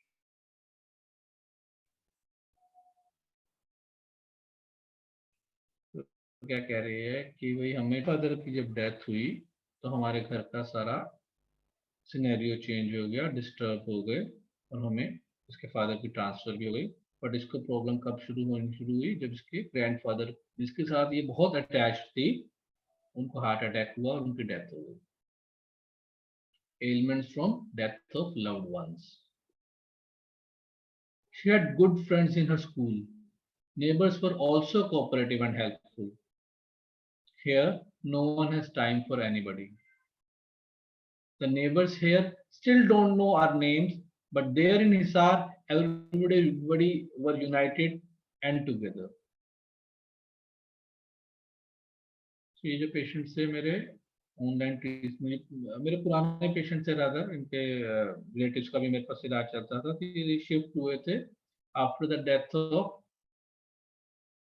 That सोनियाज grandfather. Heart attack से death हुई, father की transfer हुई, तो हिसार से वो बॉम्बे चले गए। So she had very good friends in her school. Neighbors were also cooperative and helpful. अब यहाँ बॉम्बे में आने के बाद एक दूसरे को कोई नहीं जानता है। So the neighbors here still don't know our names, but there in Hisar, everybody were united and together. Here, everybody behaves like a stranger, and she's not comfortable with anyone here. She tries to avoid everyone.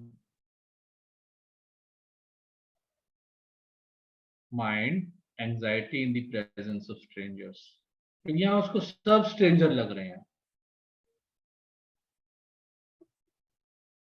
तो मैंने पूछा react कैसे करती है जब आप कोई question पूछते हो? How does she react when she is asked a question? When I take her studies, I have to ask a single question many times. Then only it gets registered with her. And then when I ask later, she gives the answer, but hesitantly as to whether the answer is right or wrong. तो इतना confidence नहीं है कि जो answer code दे रही हूँ वो right है कि रॉन्ग है। Confused है भाई। And when she is studying, her mind is somewhere else. When she gets blank, and at times, if I ask her the tables of 5, she is not able to answer, and hence I get irritated. She further continued saying that when I ask her a table of 2, still she cannot answer them and looks at me with a blank face. वो इतनी absent minded हो गई है एक sharp student जो 5 का table भी नहीं याद कर पा रही है, रादर रिकलेक्ट कर पा रही है। 5 का छोड़ो, 2 का टेबल भी नहीं उसको ध्यान में आ रहा।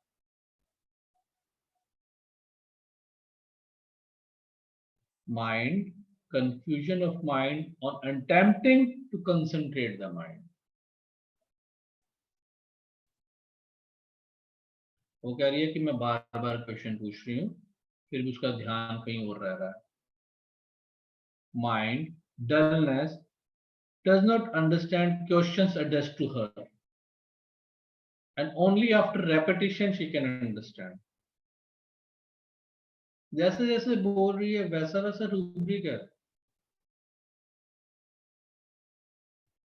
When I take her studies, I have to ask a single question many times, then only it gets registered with her. Then when I ask later, she gives the answer, but hesitantly as to whether the answer is right or wrong. Confused hai. And when she is studying, her mind is somewhere else. When she gets blank, and at times if I ask her the tables of 5, she is not able to answer. And hence I get irritated.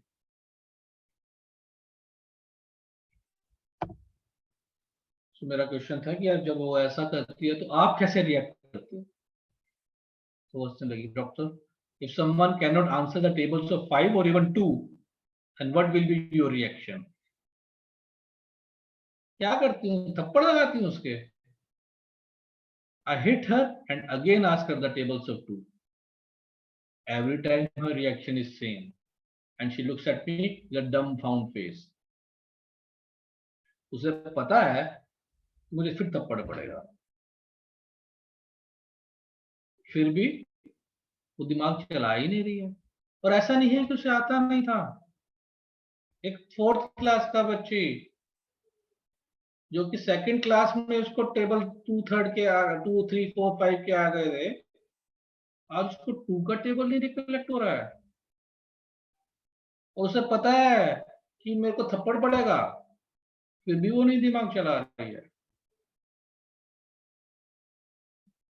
Lack of reaction to danger. पता है पढ़ने वाला है, कोई reaction नहीं है. As the conversation was going on, I was looking at the girl and saw the sadness and embarrassment on her face. जब ये सारी बातें मदर बता रही थी तो नीचे मुंह करके रोनी जैसी हालत में हो रही थी. रो नहीं पा रही थी, रोई नहीं थी, बट साफ क्लियरली दिख रहा था कि यार ये तो बहुत ज्यादा इसको बुरा लग रहा है. And the sadness and embarrassment was clearly visible on her face. So I took the rubric ailments from embarrassment. So let's analyze this case. The girl was very shy and timid. During the whole conversation, the child was greatly embarrassed. The issue started when her whole environment was changed. Her tuition teacher, neighbor, school friends, and everything was changed. Here, everything became strange to her. She was missing her grandfather, who also had died at the same time, and all the things which were going so smoothly and happily were totally missing when they shifted to Mumbai. This is how all the problems started. So हमें cause मिल गया, reaction मिल गया.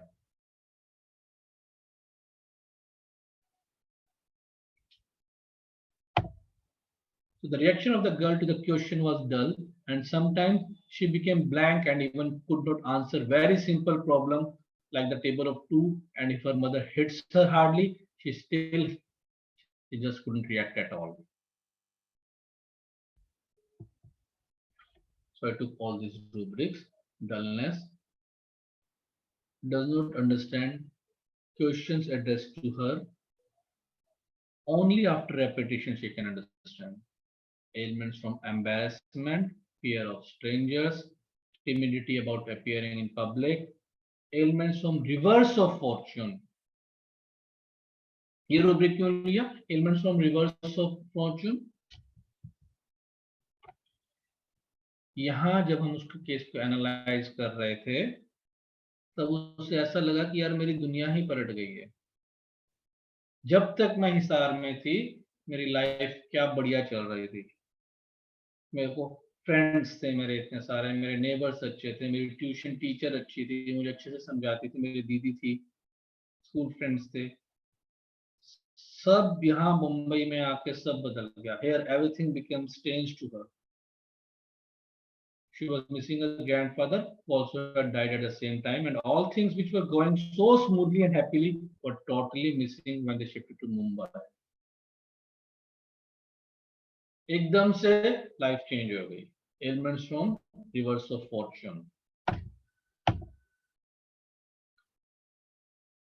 Absent-minded when spoken to, lack of reaction to danger, anxiety from conversation, anxiety in the presence of strangers, and confusion of mind on attempting to concentrate the mind. So any guesses? क्या हो सकती है medicine?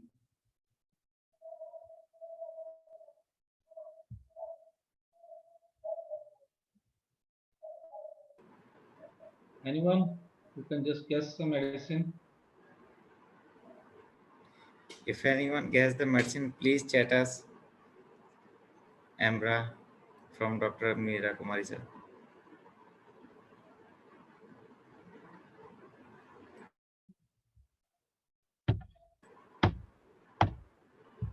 चलो पढ़ते हैं आगे.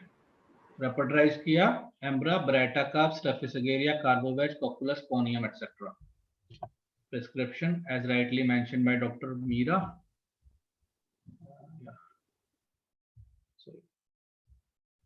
So I prescribed her Ambragracia 1M 1 single dose. Almost सारे rubrics ही cover कर रही थी. 9 out of 10 rubrics cover कर रही है. कैसे ना देता? Ambragracia 1M 1 single dose. Follow up after 1 month, the patient was comfortable and had become extrovert. The concentration was much increased. Her forgetfulness was remarkably decreased, and she was going good progress in her studies. यहाँ पे second number पे आ रहा था ब्रेटाकार्ब. एक बार मुझे पहले ये लगा कि यार ब्रेटाकार्ब है ये बच्चा को, उसमें भी फियर ऑफ स्ट्रेंजर है, उसके अंदर भी लैक ऑफ कॉन्फिडेंस है, उसके अंदर भी टिमिडिटी है, उसके अंदर भी डलनेस ऑफ माइंड ब्रेन है. तो जब तक रेपर्टाइजेशन नहीं किया, other than the embarrassment part, baryta भी मैच कर रहा था. तो क्या डिफरेंस क्या है ब्राइटा में और एम्ब्रा में?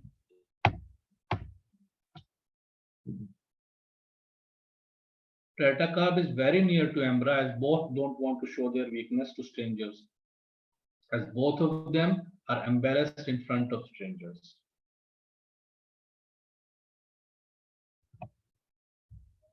A Bratacarb always wants his near and dear ones with him as a support, and hence always confides all the weaknesses to them.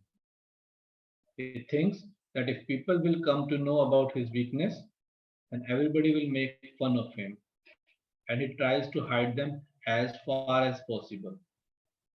He is secretive to the one who is not close to him.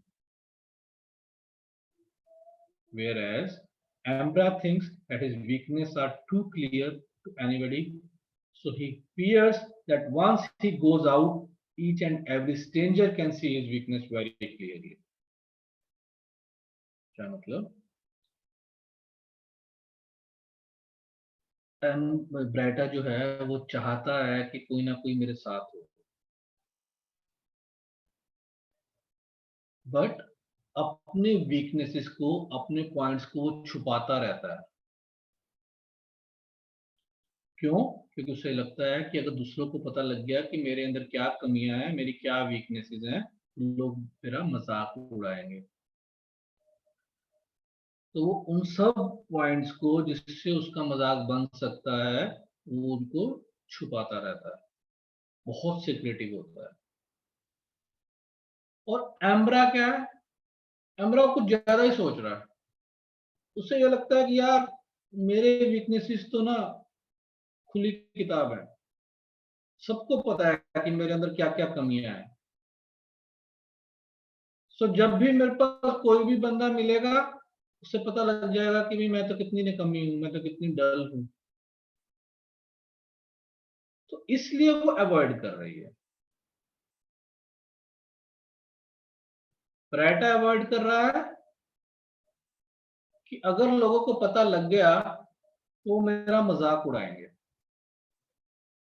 एम्ब्रा avoid कर रही है क्योंकि उसे पता है कि अगर मैं किसी और से मिलूंगी तो उन्हें मेरी वीकनेस पता लग जाएंगे। Unlike Ambra, the brighter child can do things easily which he knows or has done them before. For example, if a child is asked to go to school on his own, he will go easily as it is his daily way to school. But if at all he is asked to go by another route, then he will feel embarrassed as he cannot do anything beyond his daily work. So जिस तरह से उसे पता है वैसा ही काम करना आता है, थोड़ा सा घुमा फिरा के वही काम करने को कहो तो वो नहीं कर पाएगा। 2 plus 3 plus 4 is 9, ये पता है, but 2 plus 4 plus 3 plus 4 plus 2 ये नहीं पता। 2 plus 3 plus 4 पता है, but 3 plus 4 plus 2 नहीं पता। एक ही डायरेक्शन पता है मुझे, हाँ यहाँ जाना है, यहाँ जाना है, यहाँ जाना है, घूम फिर के जाना नहीं पता मुझे, कोई दिमाग लगाना ही नहीं है। अरे भाई ये रास्ता यहाँ से भी तो आ सकता है, नहीं ये तो यहीं से आएगा।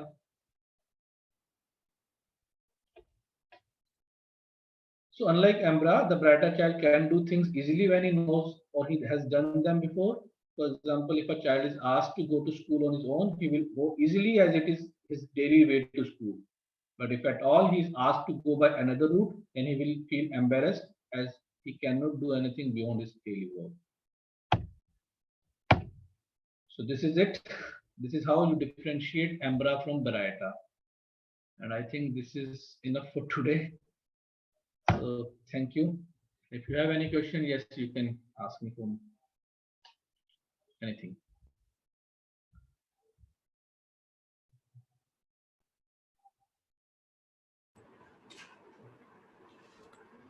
Yeah, Dr. Anudeep has asked that, sir, could you explain rubric mind shit feels like? इसमें वही बात है अनुदीप कि उसे ऐसे लगता है कि यार कचरा भरा हुआ दिमाग में। अगर हम इसको सिंपल लिटरली इंग्लिश या हिंदी लैंग्वेज में कन्वर्ट करें तो हम बोलते हैं ना यार तेरे दिमाग में भूसा भरा हुआ है। क्या मतलब है उसका? उसका यही मतलब है कि यार तू दिमाग यूज ही नहीं कर रहा, क्यों नहीं दिमाग चला रहा? तो इसीलिए इसके अंदर ये मेडिसिन दी गई है।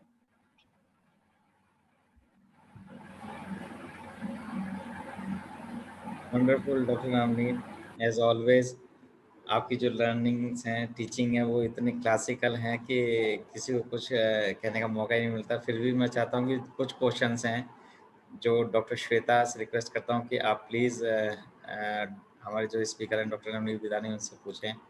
Doctor Shweta Singh.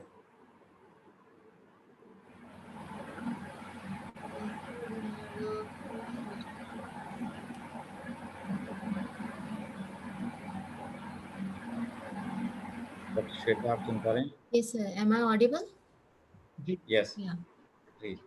First question from Dr. Anudeep is, sir, in elements from domination, children in Anacardium, Podophyllum, Lyco, staph is also there. Could you tell difference, DDs? Difference between these remedies? Right.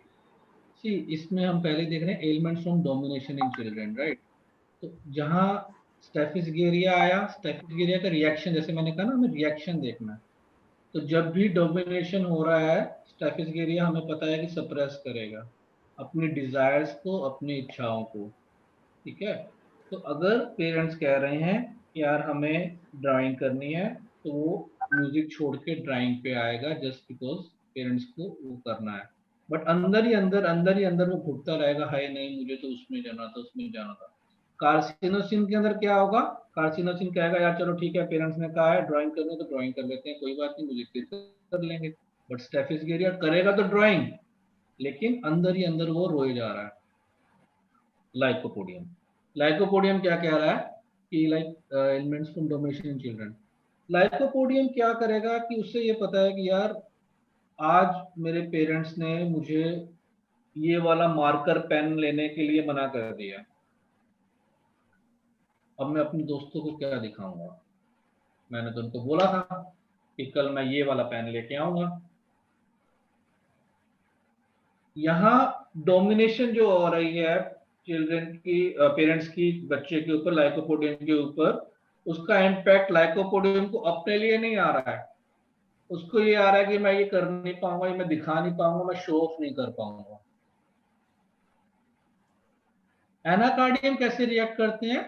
Anacardium जो हमारी materia Medica में सबसे cruel medicine है ना, वो Anacardium है।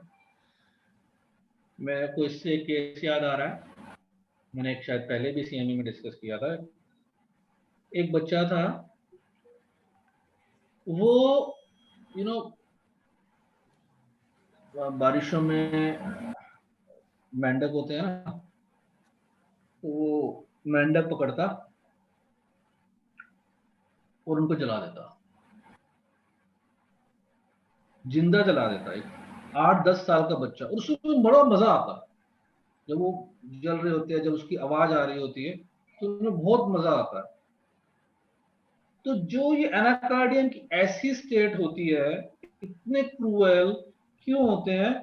क्योंकि बचपन से उन्हें दबा के रखा जा रहा होता है। बचपन से वो देखते हैं कि फादर इतने ज्यादा स्ट्रिक्ट हैं, बचपन से उन्हें ऐसा दिखता है कि यार फादर मदर के ऊपर हाथ उठा रहे हैं, तो उसमें उनकी सुपीरियरिटी दिखती है कि मदर कैसे डर रही है और फादर कितना शो ऑफ कर रहे हैं, या फादर जो है वो इतने ज्यादा डोमिनेट कर रहे हैं इवन मदर को, मुझे। तो वो उसकी मेंटेलिटी जो है वो क्रूअल होती जाती है। पोडोफाइलम का मुझे नहीं पता, पोडोफाइलम का मुझे इतना अच्छा कॉन्स्टिट्यूशन नहीं आता, तो मैं इस पोडोफाइलम के ऊपर नहीं बोल पाऊंगा, सॉरी। हाँ, यही 4 मेडिसिन पूछी थी। हाँ जी डॉक्टर श्वेता, नेक्स्ट। अच्छा, इसमें दिया गया है Is from Dr. Dimple Sidana. Can you please suggest a medicine for girl children who are born in a desire to have a male? Generally, they feel unwanted. They say, "Why were we given birth if they wanted a boy?" Again doctor Dimple, इनमें फिर हमें वही देखना होगा कि reaction कैसे हो रहा है।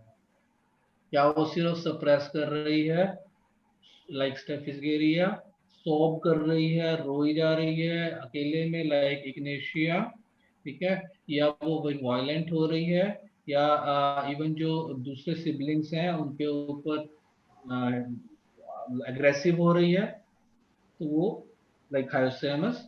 तो वही बात है कि कॉज हमें मिल गया कि वो उसके बाद दिमाग में ये आ रहा है कि यार मैं एक अनवांटेड हूँ, मैं एक अनवांटेड हूँ, बट वो रिएक्ट कैसे कर रही है, उसके ऊपर हमारा वो डिफरेंशिएशन होंगी मेडिसिन की। Okay, thank you, sir. One more question from Dr. Anudeep. Few children look so timid in clinic, but at home they are active and extroverts. How to take rubrics in this case, sir? अच्छा, एक rubric था ना contemptuous,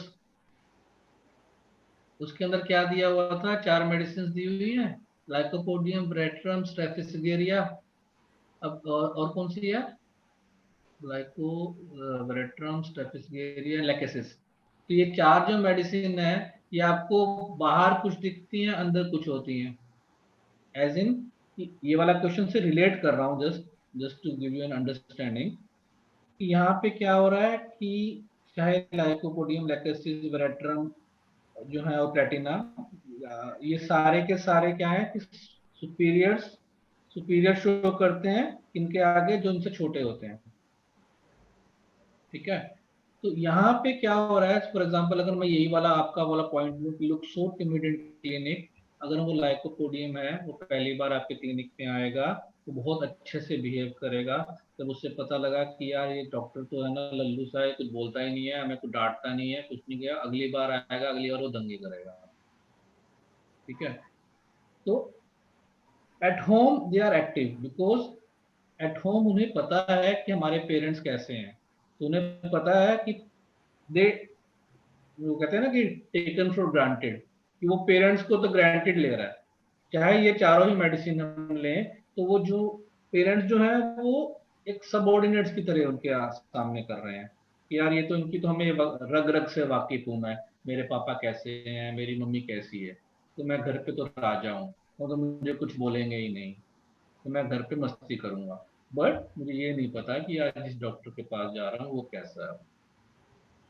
इसलिए अगर हम एक ही point पे कभी भी हम ये नहीं डिसाइड कर पाएंगे कि यार ये टिमिड है बच्चा, मुझे दिख रहा है, तो ये मैं कह रहा हूँ कि आप सिर्फ एक पेशेंट, हमें तीनों चीजें पूछनी पड़ेंगी।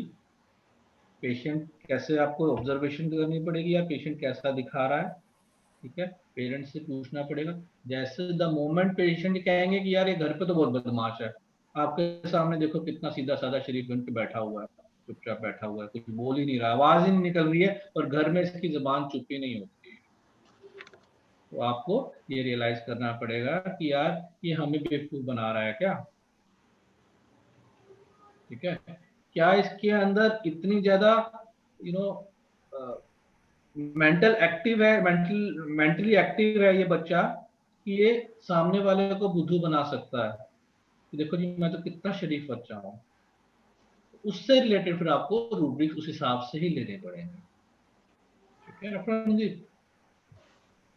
Yes, sir. One more question from Dr. Alam Bakshi. If the child has not given any indication, can we take that from his or her parents? Yeah, sure, we'll have to. We don't have to trust only the child, but we have to focus on your observation, your child's narration, as well as the child's parents' narration. Sure. One more question from Dr. Anudeep. Sir, why amblyopia 1M in the last case, and how to select potency and repetition in psychiatric diseases? See, whenever you prescribe a medicine on the mental symptoms alone, then actually in my practice, I prefer the high potencies. I never prescribe low potency when I give a the selection of the remedy is based entirely upon the mental symptoms. As is seen in this case, हमने यहाँ पे कोई भी physical symptom नहीं लिया, कोई भी general symptom नहीं लिया, हमारे सारे के सारे जो रूब्रिक्स थे वो माइंड से रिलेटेड थे। तो जब भी आप माइंड से रिलेटेड रूब्रिक्स पे आप मेडिसिन दे रहे हो, जब भी आप पर्सनैलिटी पे दे रहे हो, जब आप कॉन्स्टिट्यूशनल मेडिसिन दे रहे हो, और जब आपको पता है कि आपका बच्चा जो है वो इतना उसकी ससेप्टिबिलिटी है कि वो हाई डोज लेगा, तो you should give such kind of constitutional medicine higher dose. Yes, definitely, sir. No more questions in the chat, sir. Over to you, Dr. Deepak, sir. Thank you doctor Shweta.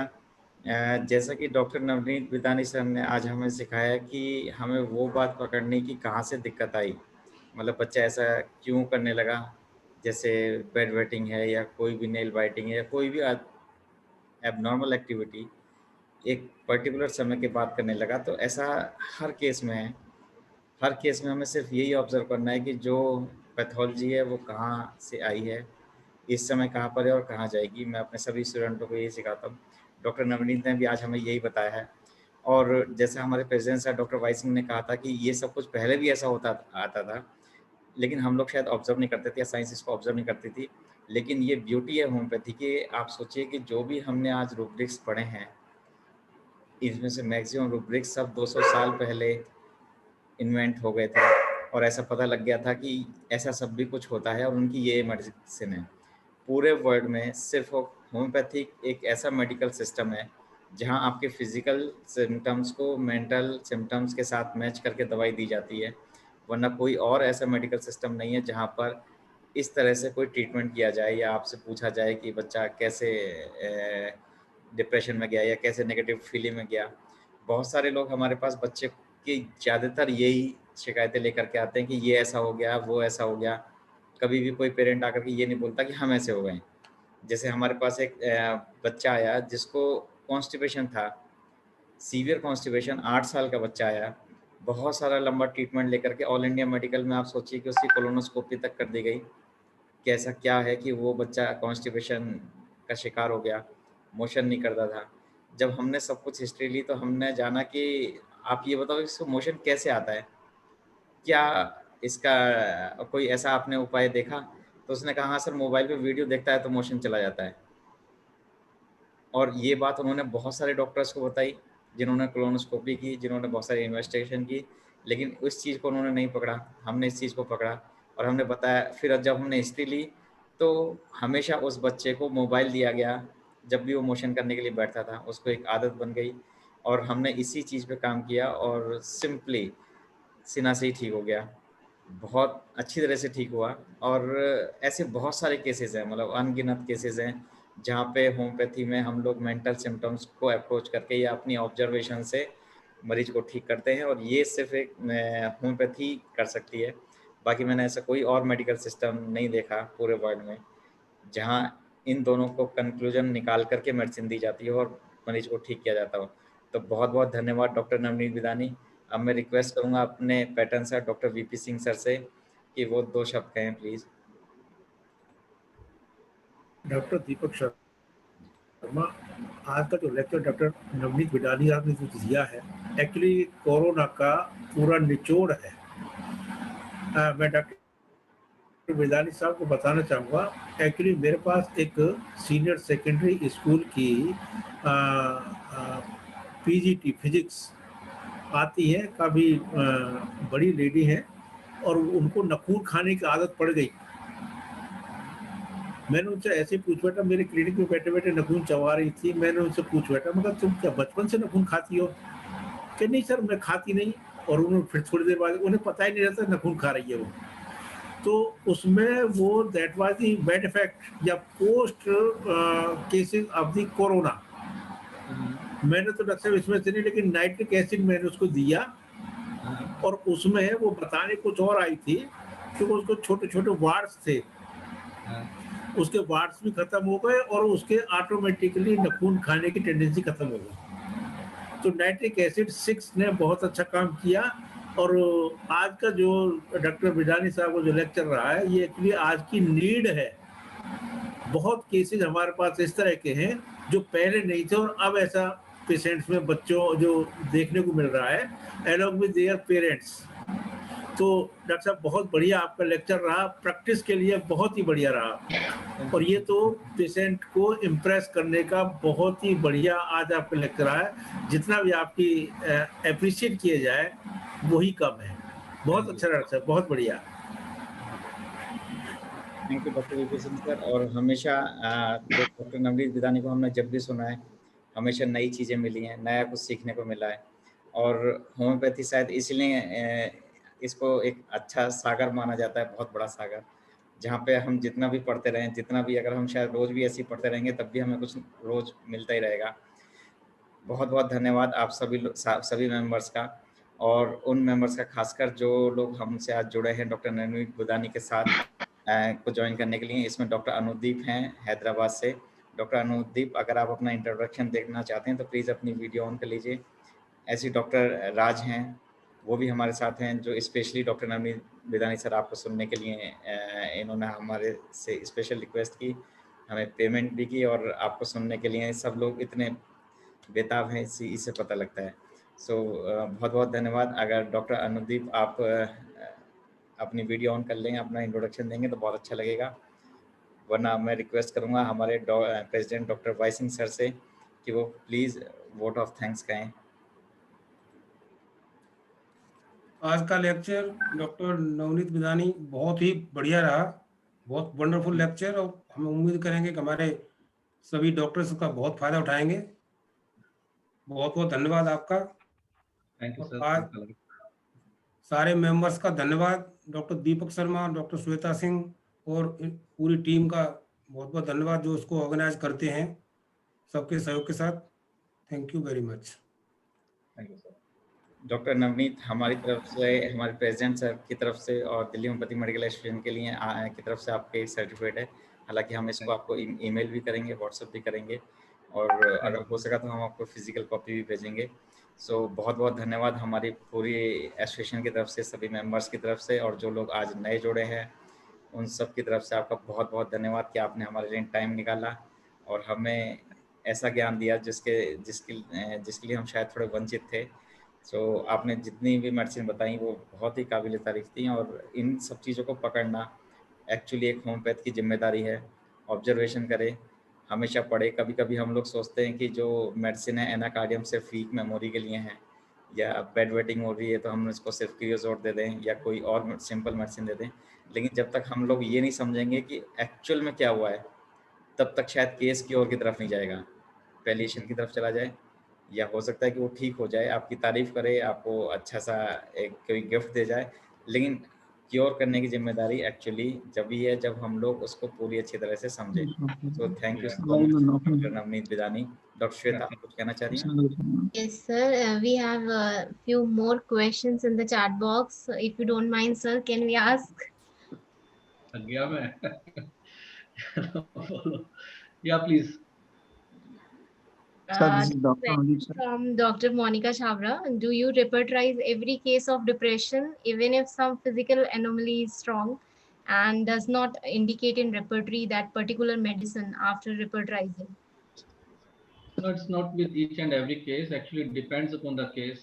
At times, it clicks, the remedy clicks. आप कई बार ऐसा होता है, आप simply बात कर रहे हैं, बात करते करते वो पता है यार ये तो सीना चाइल्ड है। So in that case, when you are pretty much sure, there is no need to repertorize each and everything, because at times knowledge of materia medica is far superior than knowledge of repertory. तो हमें it depends upon case to case कि किस case में हमें repertorize करना है, किस में नहीं करना। And of course, जैसे आपने पूछा कि do you repertorize every case of depression, even if some physical anomaly is strong? So physical anomaly अगर है तो वो क्यों है, और फिजिकल सिम्टम्स अगर है तो you can't ignore the rubrics. अगर उसकी फॉर एग्जांपल मोडालिटीज मार्क्ड है, पीक्यूआरएस सिम्टम्स है, तो you have to take those into consideration as well, and at that time you can't rely only on mental symptoms. ऐसा नहीं है कि जितने भी डिप्रेशन के पेशेंट्स हैं उनमें हम सिर्फ, अगर वो हमारे पास फिजिकल सिम्टम्स लेके आए हैं, अगर उनकी चीफ कंप्लेंट डिप्रेशन नहीं है, अगर उनकी चीफ कंप्लेंट ही समझो फॉर एग्जांपल ये है कि यार उनको नींद नहीं आ रही है या उनको हेडेक रह रहा है, how can you ignore the fact कि यार हेडेक को आप नहीं लोगे। अगर वो कह रहे हैं कि पेशेंट ने मुझे हेडेक रह रहा है जिसकी वजह से मैं सारी रात सो नहीं पा रहा, हेडेक मेरा राइट साइड में है, हेडेक मेरा ये खाने के बाद ज्यादा हो जाता है, तो कैसे आप इग्नोर करोगे, आपको लेना ही पड़ेगा वो। Dr. Anudeep's next question is, can we cure a severe mentally ill patient with homeopathy like schizophrenia? Yes, why not? I have treated catatonic schizophrenia.